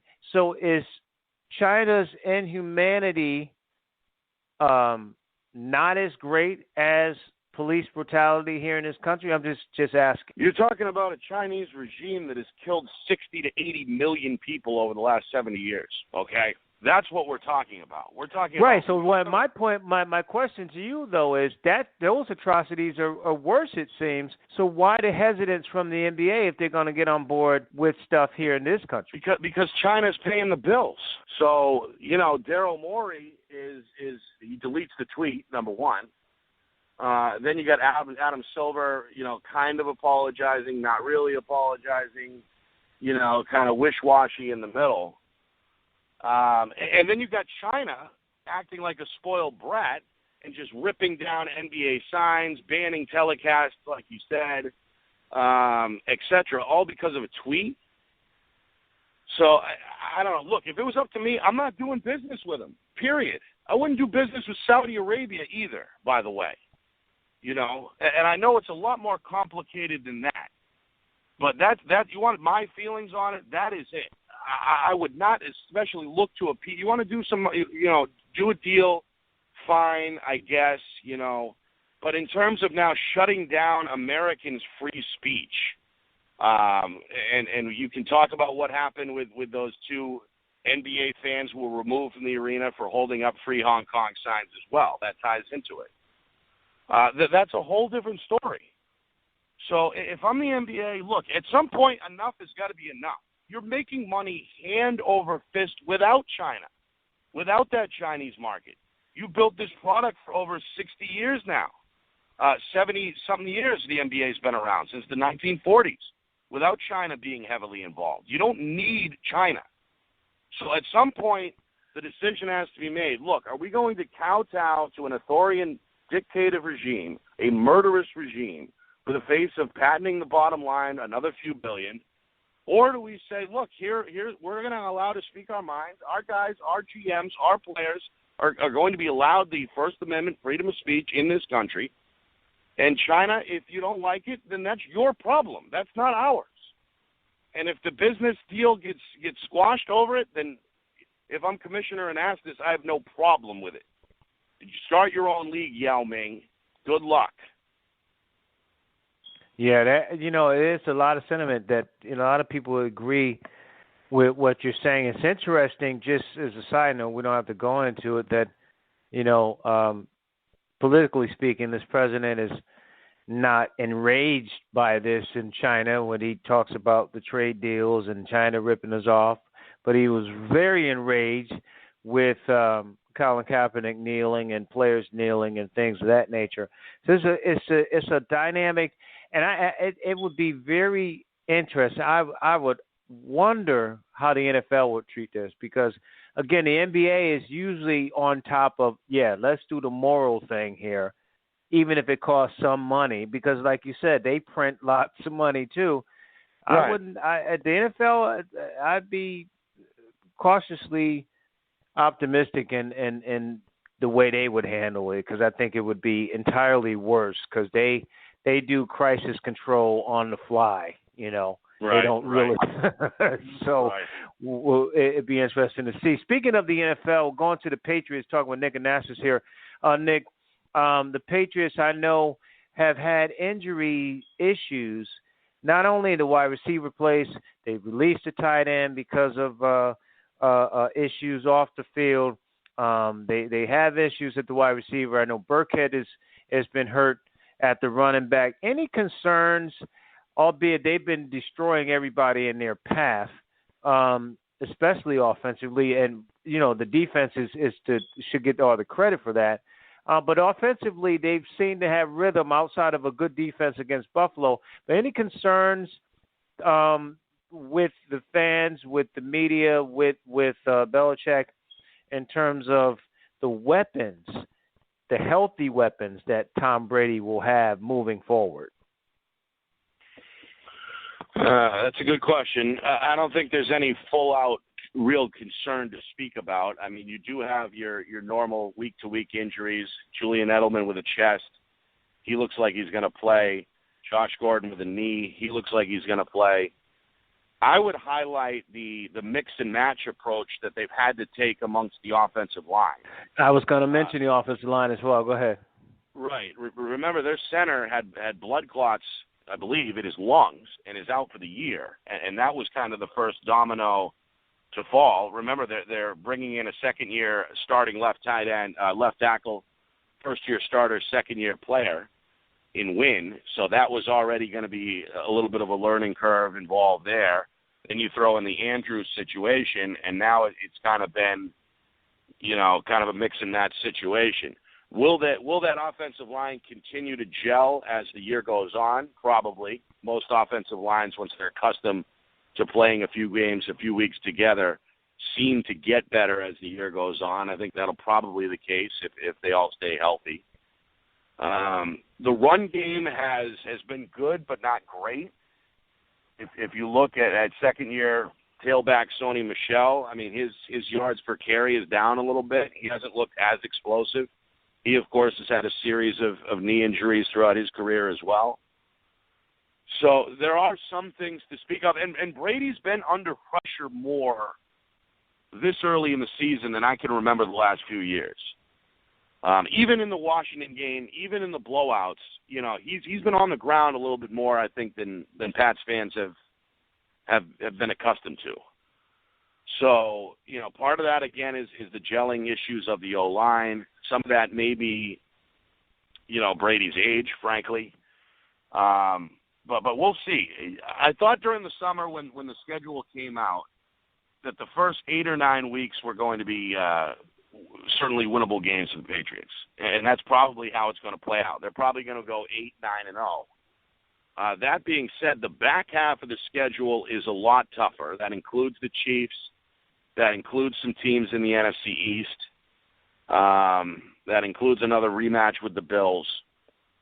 So we'll see. And of course, you know, as the year goes on, sometimes injuries can begin to pile up. But right now, going into Week 6, you got your normal nicks and bruises, but I don't think anything totally concerning on the offensive side. Yeah, and you know, just, you know, when you have those, you know, nicks and bruises every week, and you have a offensive line that's trying to get acquainted with each other, that could be a concern moving down the road, especially from an offensive standpoint. If you face a physical defensive line like they will face with some of the teams in the NFC East that you talked about. Kansas City Chiefs, before we get to a couple of quick games for you to pick, the Chiefs, look, I know that there was no real blueprint, if you will, for the Colts. The Colts played hard, and they've been playing hard since Luck retired. I mean, to be honest with you, they've been in every game. So they good. Big ups to them, the coaching staff, and the players, and Brissett, and they're trying. But we know, you know, Mahomes is hurt, so his mobility wasn't there. But the last couple of weeks, they've really struggled, both sides of the ball. Offensively, they still put points on the board, but they've been, you know, struggling with penalties and different matchups that they've had problems with. And defensively, I thought if they get any kind of defense, they can get to the Super Bowl and win. But any concerns? Have you seen any, you know, kind of chinks in the armor with them, in particular Mahomes, over the last 2 weeks that might be something that other teams can take advantage of moving forward? Tough to say. I felt like last time we talked that the Chiefs' defense was better, and then, you know, then they go out and lose at home. And I don't know if you can blame the defense there. They kept them in it. And as you said, Mahomes wasn't as mobile. But it just seems like we still haven't seen them put together a perfect game, right? We haven't seen really a game yet where the offense has been lights out and the defense has been shut down. And you know, forget special teams. They are going to get Tyreek Hill back very soon, if not this weekend, then probably next. And, you know, he can turn a game around in one play. I mean, he is that good. He's that special. And if he can hit the ground running, you know, that is going to be a difference maker. Teams have to account for him with safety help. Okay. So they're going to get some relief when Hill's back in the lineup. And we'll see about that defense. I mean, there's still a lot of new pieces. They're not necessarily young, but they brought in guys from elsewhere. You know, the Honey Badger comes to mind on the backside as the safety. Right. So, you know, that defense in theory should get better, but they haven't been as consistent. They have been, I think, better through 5 games than last year, but they haven't really pieced together 4 quarters. They've allowed teams to kind of hang around. They found a way to win with Detroit in a shootout, but you know, they couldn't get it done in the fourth quarter against the Colts. So there's some concerns. I mean, we'll see. If that team is healthy, that defense continues to improve, then they're going to be just fine. But those are some areas to watch moving forward. All right, Nick. Take a look at the games coming up. Some surprising teams, some disappointments. Carolina here in my neck of the woods, after an 0-2 start, have won 3 in a row, including over the Jalen Ramsey, I guess, will play this week. Jaguars last week. They take on Tampa, who's been sort of up and down. Who wins that game? I like Carolina. I like the defense. I think the defense is a top 5 or 6 defense in the entire league. I think that's a division game, so it's going to be more smash mouth. You got McCaffrey playing out of his mind right now, and the kid Allen has been good enough in Cam Newton's absence. So I think they have enough. Tampa just doesn't play consistently enough for me to go ahead and pick them. It's probably a close game, but I like Carolina by about a field goal. Battle of 2-3-2 teams, Philly at Minnesota. These are teams that want to continue to win and stay in the hunt in their division. Who wins this game? I like Minnesota, and I know I'm probably in the minority there, but they play well at home. Dalvin Cook seems like a huge difference maker. I mean, he's good enough to change their whole offensive approach. They went from throw last year without him to now ground and pound with him, and he's been effective. They've got a good O-line. They've got a good game manager. I know Cousins' numbers are down, but the completion percentage is still right there, 68, 69%. So he's moving the ball when he's asked to. That's a tough place to play as well if you're Philly, and they've struggled a little bit on the road. They've struggled closing teams out. So I think if that's a close game, it's in Minnesota. It wouldn't surprise me at all if the Vikings held serve, so to speak, and won on their home field. Houston, who I think needs a victory, not so much for the division, but just I think this is a huge test for them at Kansas City, who was, I'm sure, very angry after losing last week. Yeah, I like the Chiefs. Again, the Texans are too Jekyll and Hyde for me. I mean, I know Watson went nuts last week, but that O-line cannot protect him consistently enough for him to put up those numbers week in and week out. The defense is good, but not great. As you said, it's somewhat of a bounce back opportunity, at least for the Chiefs on their home field. They've got something to prove now. They've got something to play for, with the Chargers right up on them in the division standings. I may be wrong. Maybe Houston does take that step forward, and Kansas City remains in a rut, but I don't see it. Not in Arrowhead. I can't see the Chiefs losing 2 in a row at home. Seattle, who's been really good, and they haven't been this good since their last Super Bowl run, at Cleveland, who I said, I don't believe in this quarterback.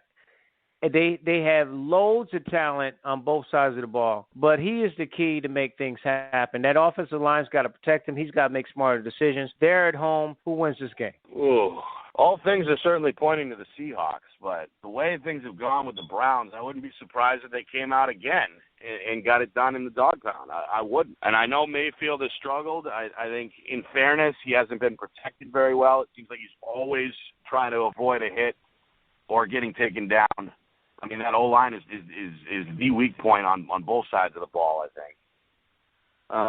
But in the end, as you said, they've got the talent. I think at some point they're going to find a way to incorporate Odell a little bit more. I mean, he's been very quiet, almost kind of eerily quiet so far. So it wouldn't surprise me if this was maybe a breakout game for him.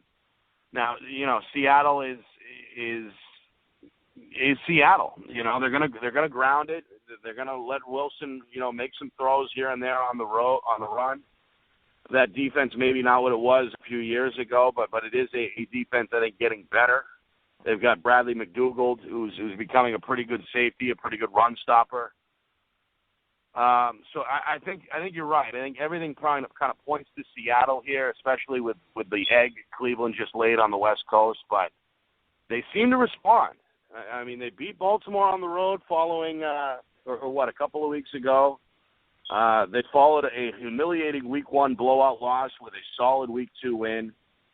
And they're at home, once again, with their backs to the wall. So it just wouldn't surprise me if Cleveland found a way to win this game at home. And we're inside the NFL preview now with Nick Anastas here on the Bachelor News radio show.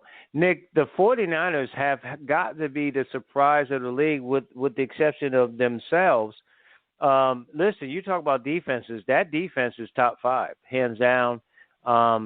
This is a statement game for them, going on the road to beat the division champion and of course, the NFC champion LA Rams on the road. The Ram team that looks very, Clark Kent, not Superman at this point. Right. And it's something wrong with Gurley. He's not healthy. And you can see it. They can say they're saving him and all this other stuff like the NBA players do when they take games off.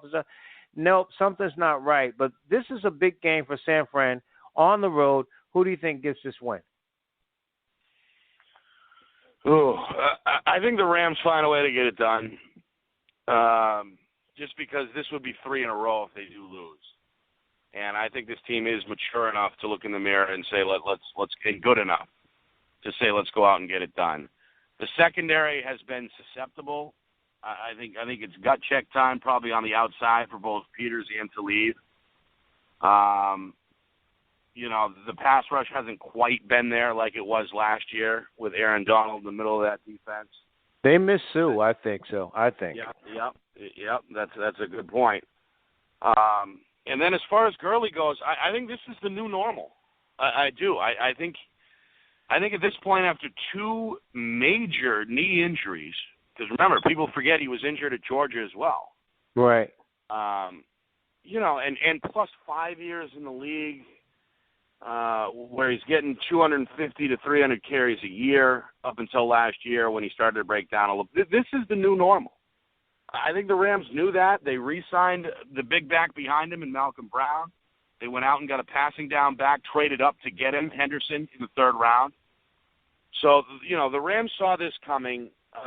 They've tried to work Brown in and take some of the weight off his shoulders a little bit, but I think this is probably the Todd Gurley that we're going to see moving forward. He'll have flashes where he'll get up over 90 yards, maybe score a touchdown or 2, and the Rams win and everything's all good for another week. But this is a long-term situation that is probably going to play out until he retires, whenever that is, 4 or 5 years or whatever it is.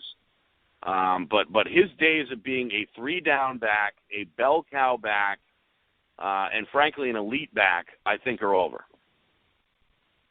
Wow.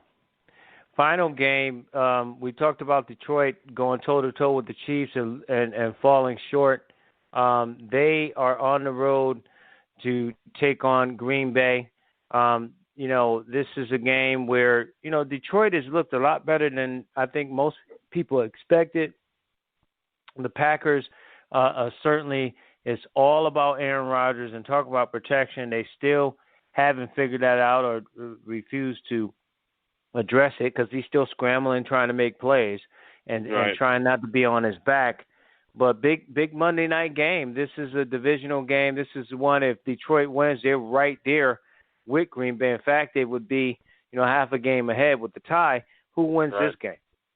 I think the Packers do, just because it's in Green Bay. I'm not sure if I can remember the last time the Lions won in Lambeau. Not against a good Packers team, anyway. As shaky as that Packer O-line has been, the offense has, with the exception of Week 1, been pretty good moving forward. It seems like they're piecing it together. They've got a serviceable run game for the first time in a long time. I know Devontae Adams is out, but there's still enough, I think, young pieces on the outside with Rodgers throwing the ball to be okay there. The Lions' defense is certainly better, but again, this is under the big lights. It's in Green Bay, and I think it's the Packers' night. If it was in Detroit, maybe I'd feel a little bit differently. Seems like the home-road splits among Matt Stafford are pretty lopsided. He usually plays better indoors versus outdoors as well. This is outside. It's starting to get cold. The Cheeseheads are going to be in full gear. I think the Packers win this one by a score. Did I lose you, LA? You look at the two teams before you go, the Steelers and the Washington team with a combined record of 1-9. The struggles, one coach being fired. First in Washington, why now? The whole Gruden thinking that he can, kind of get away with what he wanted to with Daniel Snyder. Owners are not going to fire themselves, Jay Gruden, by the way. They'll fire you, so you can't go against an owner. They're not going to fire themselves. What about them moving forward and that young quarterback? Can he be a quarterback in this league? And then with the Steelers, we talked about this. Ben got old fast. They had no plan B. Rudolph finally plays well. He gets hurt. You got a defense that still has not been good under a coach who hung his hat on defense. No real plan. What about those two franchises? Well, let's start with Washington. I think you got to make a move and put the kid in. You can't throw him in and then he struggled in week 4, and then in week 5 you bench him in favor of Colt McCoy, who's not going to give you a chance to win. So if you're not going to go with the guy you signed in Case Keenum, then why not go with the first round rookie? I mean, that's number one. Number two, it seemed like it's been a revolving door at quarterback there for a very long time. And I know Alex Smith had a horrific injury, but even before that, it's always been who can we get at quarterback. So, they ran RG3 into the ground a few years ago, and more like 7 or 8 years ago now. And it just hasn't been the same there. You're right. They're not a very good organization, LA. They're not. I mean, Joe Gibbs is Joe Gibbs, sure, but Joe Gibbs is not coming back anytime soon. And that was 30 years ago. They haven't done anything in 25, 30 years. They mismanage the budget every year, it seems like. They way overspent on Norman. 10, 15 years ago, they went on a spending spree to bring in all these big names, and that never happened. So, it starts with Daniel Snyder, and unfortunately, it's a fan base that has suffered. Because this team is not a good organization. Neither is Miami, by the way.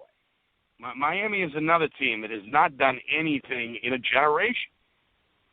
So you're talking about two bad teams playing on Sunday. I'm not sure who's going to be watching that game, to be honest with you. As far as the Steelers go, I think they're in better shape than you might think, L.A. I mean, they lost a couple of really tight games. The Seattle game comes to mind early. Last week's game comes to mind. They pull out those, and they're 3-2. Despite all the injury problems at quarterback. So, unfortunately, 1-4 is not where the fans want to be. That defense has been something to be desired over the last few years. They've tried. They've tried. They bring in Bush in the first round at the linebacker spot. They brought in Joe Hayden a couple of years ago. They're trying to piece it together. It just hasn't worked out defensively for whatever reason. And then, of course, the off-field stuff has not helped them either. The Antonio Brown saga, the Bell holdout. I mean, those aren't things that normally that can derail a franchise in a hurry. And to Tomlin's credit, I think he navigated the waters as best he could with both of those situations. So there's still talent there. There's still time, I think, to piece together some wins, especially in that division. That division is not unbeatable. I mean, they could certainly beat the Browns. I think they could beat the Bengals. Ravens, they lost in overtime, so they're right there with them. So I don't think the sky is falling in Pittsburgh as some other people might think, even though they're 1-4. Well, you are definitely a Steelers optimist, more so than me, and I'm a Steelers fan. But I've seen this picture before, and over the last 5 or 6 years, I've been seeing and predicting this decline for a while, Nick. But we shall see. Well, either way, though, it's been a good run. I mean, you're in the playoffs. What, every 3 out of 4 years? I mean, there's not a lot of franchises that can say that. So I think they will rebound. The sky may be dark now, but I think Tomlin is a good coach, and I think at some point the Roethlisberger era is going to end, and there's going to be a little bit of pain with that process, and I think that's what we're in the midst of right now. Right. Well, as a Steeler fan, a good run, and you'll get them another time, and the rah-rah thing doesn't work for us. Any fan. We want to win every year, so you know how that works. But I digress. Nick, I appreciate your time, your patience, the extended time that you've been on, and thank you. We'll talk with you next week, sir, and we'll see what comes to these games in the NFL in particular. Sounds good, LA. Thank you. Thank you. Nick Anastas, of course, he is the play-by-play voice of UMass Lowell basketball and, of course, of Anastas Media. This is the Bachelor News Radio Show on the Bachelor News Radio Network. If you want to hear another view of the latest developments in Trump's Washington, listen to the Dr. Larry Show. Every Wednesday at 7 p.m. Eastern. Dr. Larry is a former businessman, entrepreneur, college president, and author who provides background and context for current events and trends in politics, education, foreign policy, and religion from a conservative perspective. Tune in and hear the other side as Dr. Larry talks with Washington insiders exclusively on blogtalkradio.com and the podcast at thebachelorpadnetwork.com. Hey, this is Craig Batchelor. This is Kevin Batchelor. Hey, you're listening to the Bachelor Pad Show with my dad, Ellie Batchelor, on the Bachelor Pad Radio Network.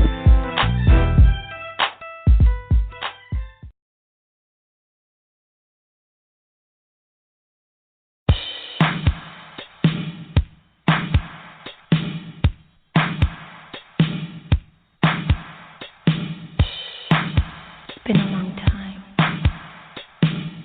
I never think I was going to see you again. See, you haven't changed.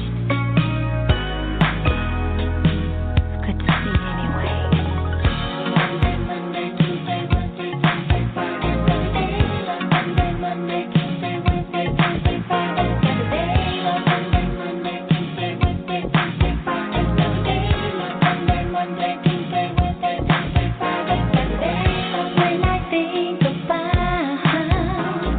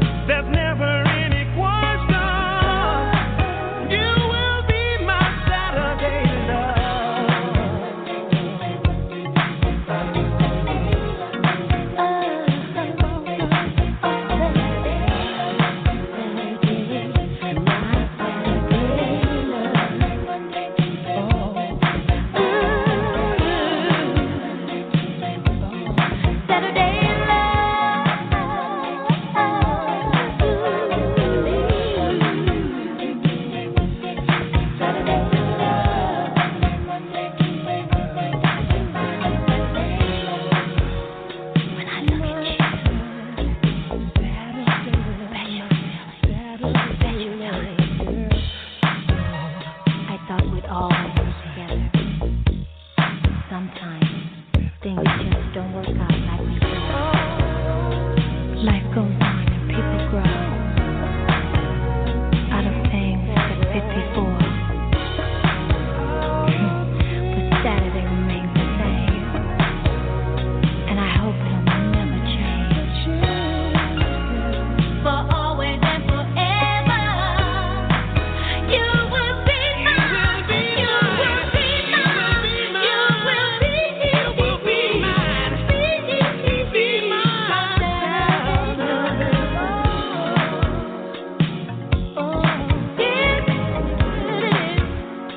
Let's sing it together. Never on Sunday, Monday too soon, Tuesday and Wednesday just won't do. Thursday and Friday, weekend begin, but our Saturday love will never end. Sugar.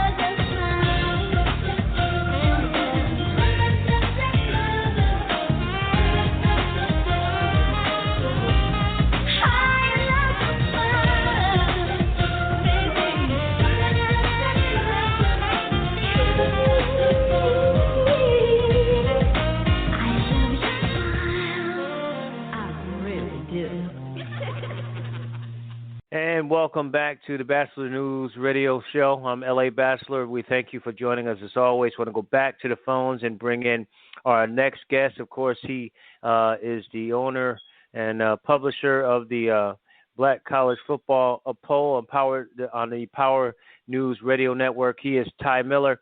And Ty, always a pleasure to have you on, sir. Hey, it's good to be here, L.A. Ty, I want to ask you a couple of things from last week.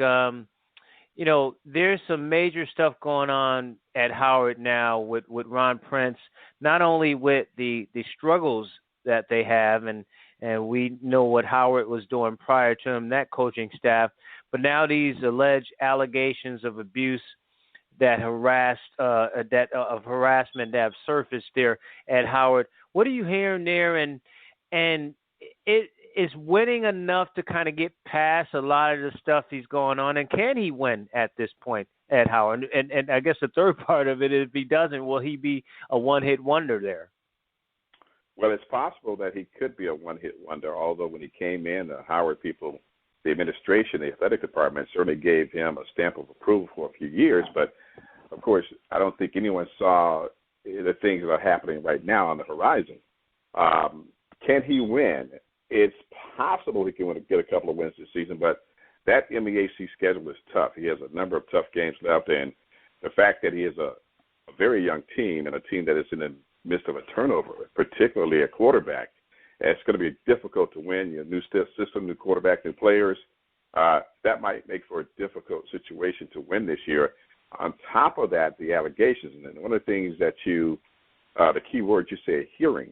And I just want to preface my comments by saying I've heard pretty much some of the same comments likely that you've heard, that a lot of it is, at this point, allegations. Now, I know I was on a conference call with Ron Prince yesterday during the MEAC conference call, and the subject matter came up about the allegations of abuse of players verbally. Coaches may be angry and want to leave, and according to reports, 2 coaches have left. And, of course, the biggest defection has been Kalen Newton, the brother of Cam Newton, who decided that he wanted out and would likely transfer, and in part, what some are saying, due to the allegations levied against Ron Prince. Now, those are all allegations. The only thing I can say about that in terms of Prince's comments about that was he said no comment. He did not want to comment when asked several times about the allegations, when asked about the situations, when asked about Newton, when asked about the coaches, when asked about other players, when asked about improprieties, when asked about his tenure, how long it could be, when asked about what he was seeking to get out, he just simply uttered no comment.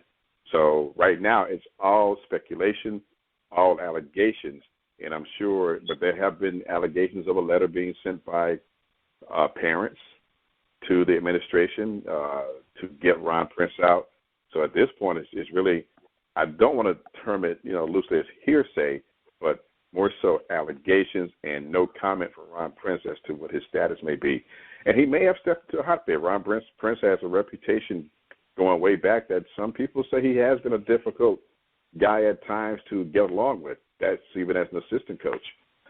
So we don't know. All I can say, LA, is like, where there's smoke, there's likely some fire. And when you have a guy like the Kalen Newton, who was actually the conference player of the year last year, and up for the Black College Hall of Fame, we have him on our list as one of the Black College Hall of Fame players of the year to be a contender. And certainly he'll come off now because he's no longer playing this season. But when a big name like that, even if it's in Black college football, when he decides that he wants to transfer, there's something going on there. And I guess only time will tell as the season unfolds whether or not Ron Prince will stay in the job or whether he'll leave after one season. Real quick, though, just to follow up with Kalen Newton, excuse me, just from what you've heard or maybe the allegations, is he leaving because of the abuse, or is he leaving because of the coach allegations of abuse with other players and coaches? I can only tell you what the coach said. He said no comment, and I can only take it from there. And again, when people write stories about these types of things, unless there's a credible source, and in this case, I would say if it's coming from Newton, I haven't heard anything coming directly from Kalen Newton, and I haven't heard anything coming directly from Coach Ron Prince. I do know the offense has changed. I do know Ron Prince speaks glowingly of his new quarterback that he has as a freshman, that one of the first guys he contacted when he took over the job was this freshman quarterback that is now starting. So that tells you that, even Caden Newton, I won't say he was on the hot seat, but certainly he may not have been the quarterback or the guy that Ron Prince wanted to lead his team, because oftentimes that is the case in college. And these days, a lot of college kids, not only at the Power 5 level, but at the FCS level, when they decide that, a situation is not for them, that 4-game transfer rule is put into effect. And certainly players have been exercising their rights, and that's what Caleb Newton did. He played 4 games, and now he's on the move. No one knows exactly where he may be going. But certainly some of it likely had to do with the structure and maybe the direction of the offense and direction of the team under Ron Prince. Of course, nobody can say right now because neither guy, Prince nor Newton, has directly commented or made public statements to the media about why A, Newton left, and why B, Ron Prince did not try to coerce him into staying. So I personally think a lot has to do maybe with the coaching philosophy of Ron Prince, and that it's really his ball that's in this court right now, and he can do what he wanted to. And if he can win with Newton, he certainly thinks he can win without him. Well, it's extraordinary, the talent of a guy like Newton, that they wouldn't be on the same page in terms of trying to get things done, because he certainly has proven that he can be player of the year. So he's certainly proven that he can ball out, but that's pretty extraordinary in that situation. One other story I wanted to touch on was, and we didn't have a chance to really touch on, but even if you don't have a lot of direct knowledge on it, Southern Athletic Director Roman Banks told the Lafayette Daily Advisor that an announcement will be made about if Southern will be playing LSU. They're 10 miles down the road from each other. How big a deal is that for Southern? How many lumps maybe they will take in the beginning? But is this something that's good for their program? Well, I haven't heard that story, but certainly it's something good for the program from a financial standpoint. A couple of years ago, they played the University of Georgia. That was good from a financial standpoint, but there was a young man, Devon Scales, I'm not sure of his last name, but I knew he was injured, and after that game, he's unable to walk because he was severely injured during that Georgia game. He had to stay in the state of Georgia for a number of months. And, of course, the University of Georgia, they chimed in and did all they could to help with his recovery and even afterward. But definitely it's a good situation, only 10 miles apart, that LSU and Southern would play.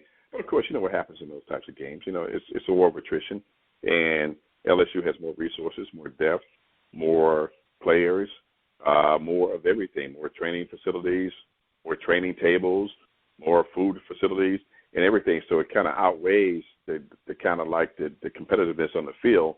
And you might have competition for maybe a half quarter, maybe a quarter at best, but the numbers and the depth take over, and it becomes a situation where most of the time the smaller college team, in this case Southern, would hope to come out of that game unscathed.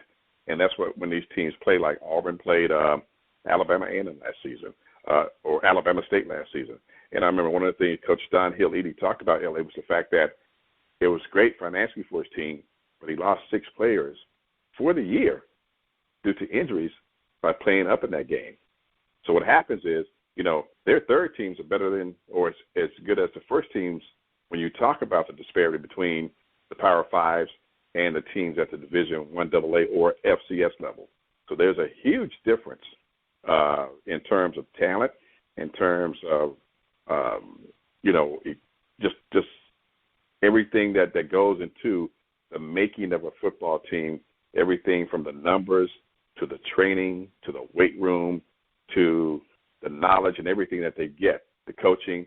There's a huge difference. So at that level, so what happens oftentimes, the money's okay, and hopefully they get top dollar for that, but in the end, you just want to come out unscathed. I've heard mixed just to follow up with that, I've heard mixed sort of answers with different coaches at every level. I've had HBCU D1s and D2s kind of have different discussions on it. Talking with Morehouse, they felt like, okay, yeah, we want to play these games against, the higher levels. I talked to people at St. Aug's, which I'll get to, and they said, no, you get injured and, the money's not worth it. Where do you stand sort of on it if you were a coach or in that position as an AD? Would you want your team to go ahead and maybe sacrifice some things to get the monies to build your program, or is it just too risky?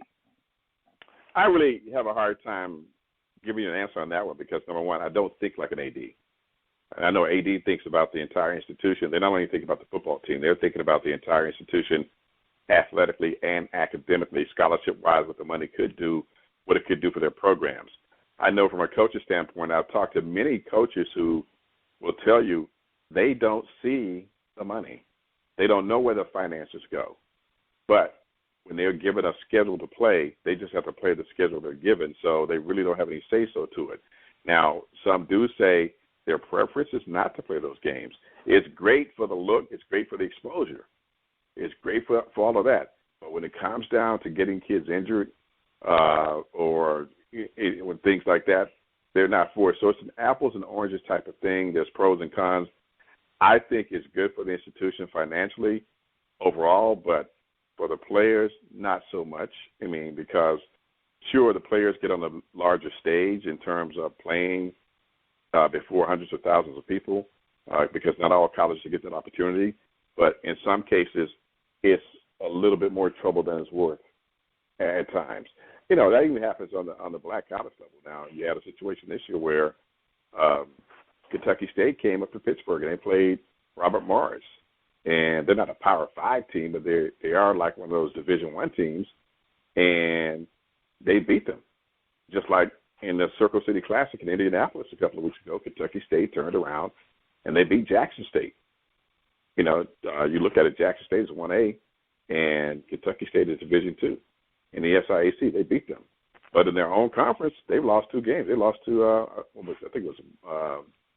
they lost to Tuskegee, and they lost to, I think it was Morehouse last week.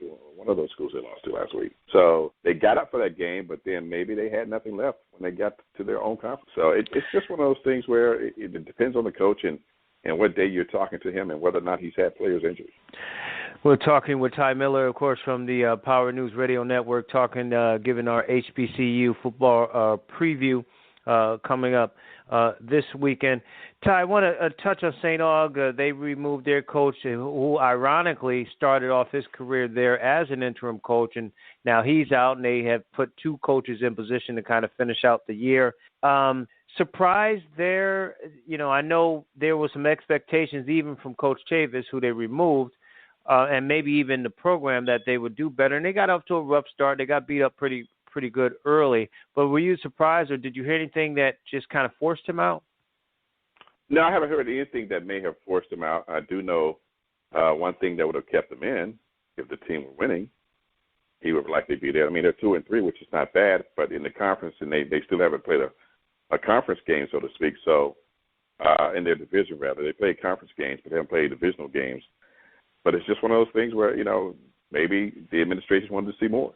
You can never really know exactly what goes on behind closed doors when these decisions are made. So, I really am not one to speculate. And even though I've covered this sport for like over 30 years, the flow of information among the black colleges is not as, just not as readily available as it might be on the major college level. Because, you kind of get secondhand reporting, and you got to be careful about hearsay. So you have to really take it for what you see. Guys gets released, 2 associate coaches replace them, and until further notice, they don't really have a comment. So as far as I'm concerned, I think that's par for the course. Had he been winning, he may be there, but the team decided to make a change, and so forth. It's kind of unusual to make it early in the season, but that's what they did. Yeah. Talked about St. Aug and their struggles, Howard as well. 3 other teams that I think are struggling, 2 of which I think are a surprise, and I wondered if you thought maybe the 2 I mentioned will be sort of on a hot seat in terms of their coaching. I know Grambling finally got their first win of the year. beating Jackson State last week. Norfolk State continues to struggle. They got a big game coming up at Howard's Homecoming, which we'll talk about.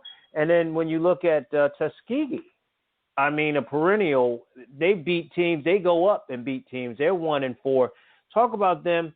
Grambling and Tuskegee in particular have been good, more so Tuskegee than Grambling.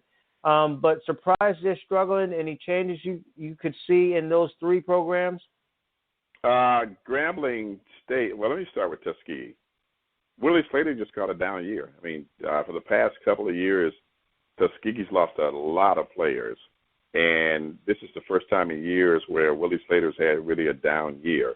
So I don't anticipate any changes at Tuskegee. They're always competitive. They're still competitive. But, you know, like most teams, more so in college, and particularly at this level, they go through cycles where teams, you know, they might have a good class 3 or 4 years ago.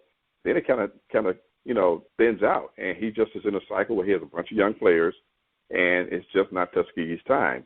Now, you can say the same thing for Grambling, except to say, if you look at who Grambling has played, you know, people look at Grambling's schedule. You got to be careful about, you know, that's why when we rank teams with the Power News Radio Network, we don't necessarily look at what teams have done in terms of their outside competition. Grambling lost a close game to Louisiana Tech.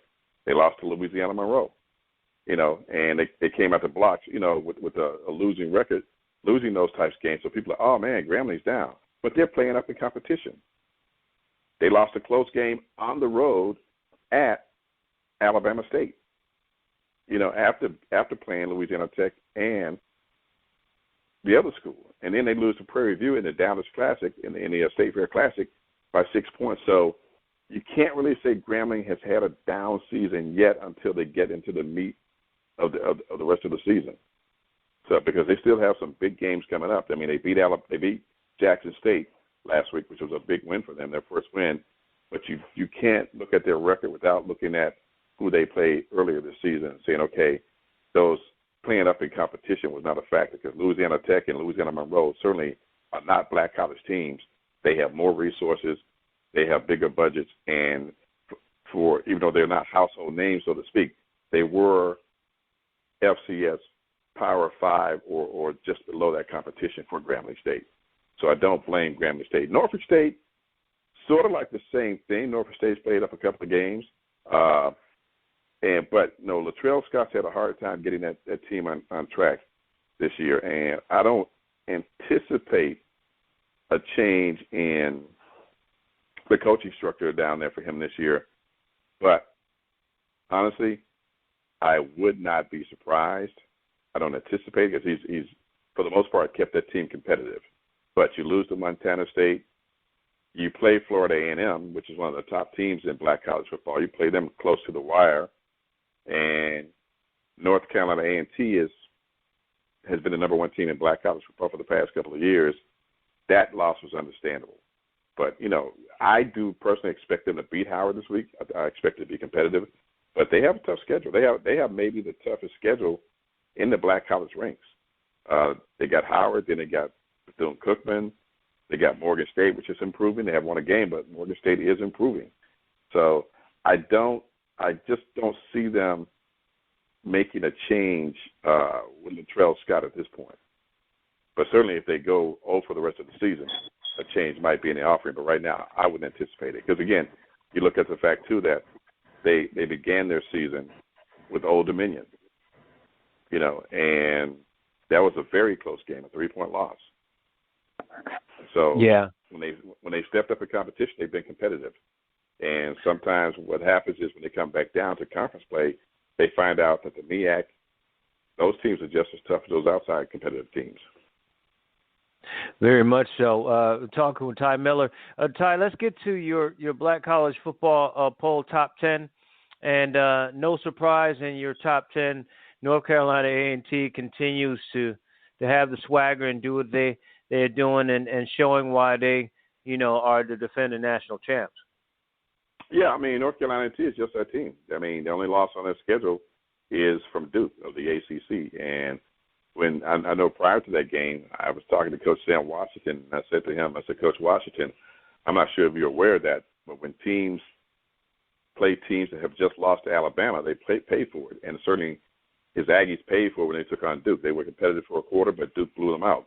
But that was expected. Again, it was one of those playoff games, ACC, MEAC, so that was expected. Otherwise, they've run the slate clean. Only 4 games, and it seemed like these teams should have played a lot more games, but there have been bye weeks. An example would be South Carolina State. That team has already had 2 consecutive bye weeks, and they're 3-1. Now, this week, we'll see what South Carolina State has, and when they take on Florida A&M. Florida A&M is at 4-1, and that was our team that we sort of predicted that would win the national championship this year. Unfortunately for Florida A&M, they're not eligible for the MEAC championship, but it does not make them ineligible for the Power News and Sports Radio Network Black College National Championship or any other.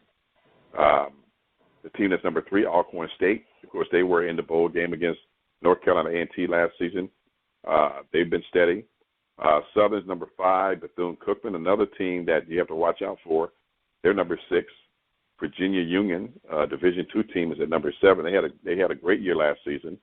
Bowie State, the only unbeaten team in our top 10, they're 5-0. But right now they play CIAA competition, and we'll see what happens down the line. Alabama A&M is sneakily good, but they haven't been totally consistent, although their record doesn't show that. But they're 4-2. And Alabama State, people look at them and say, okay, why is a team that's 2-3 in the top 10? Well, a couple of those losses to Power 5 teams. They lost to UAB.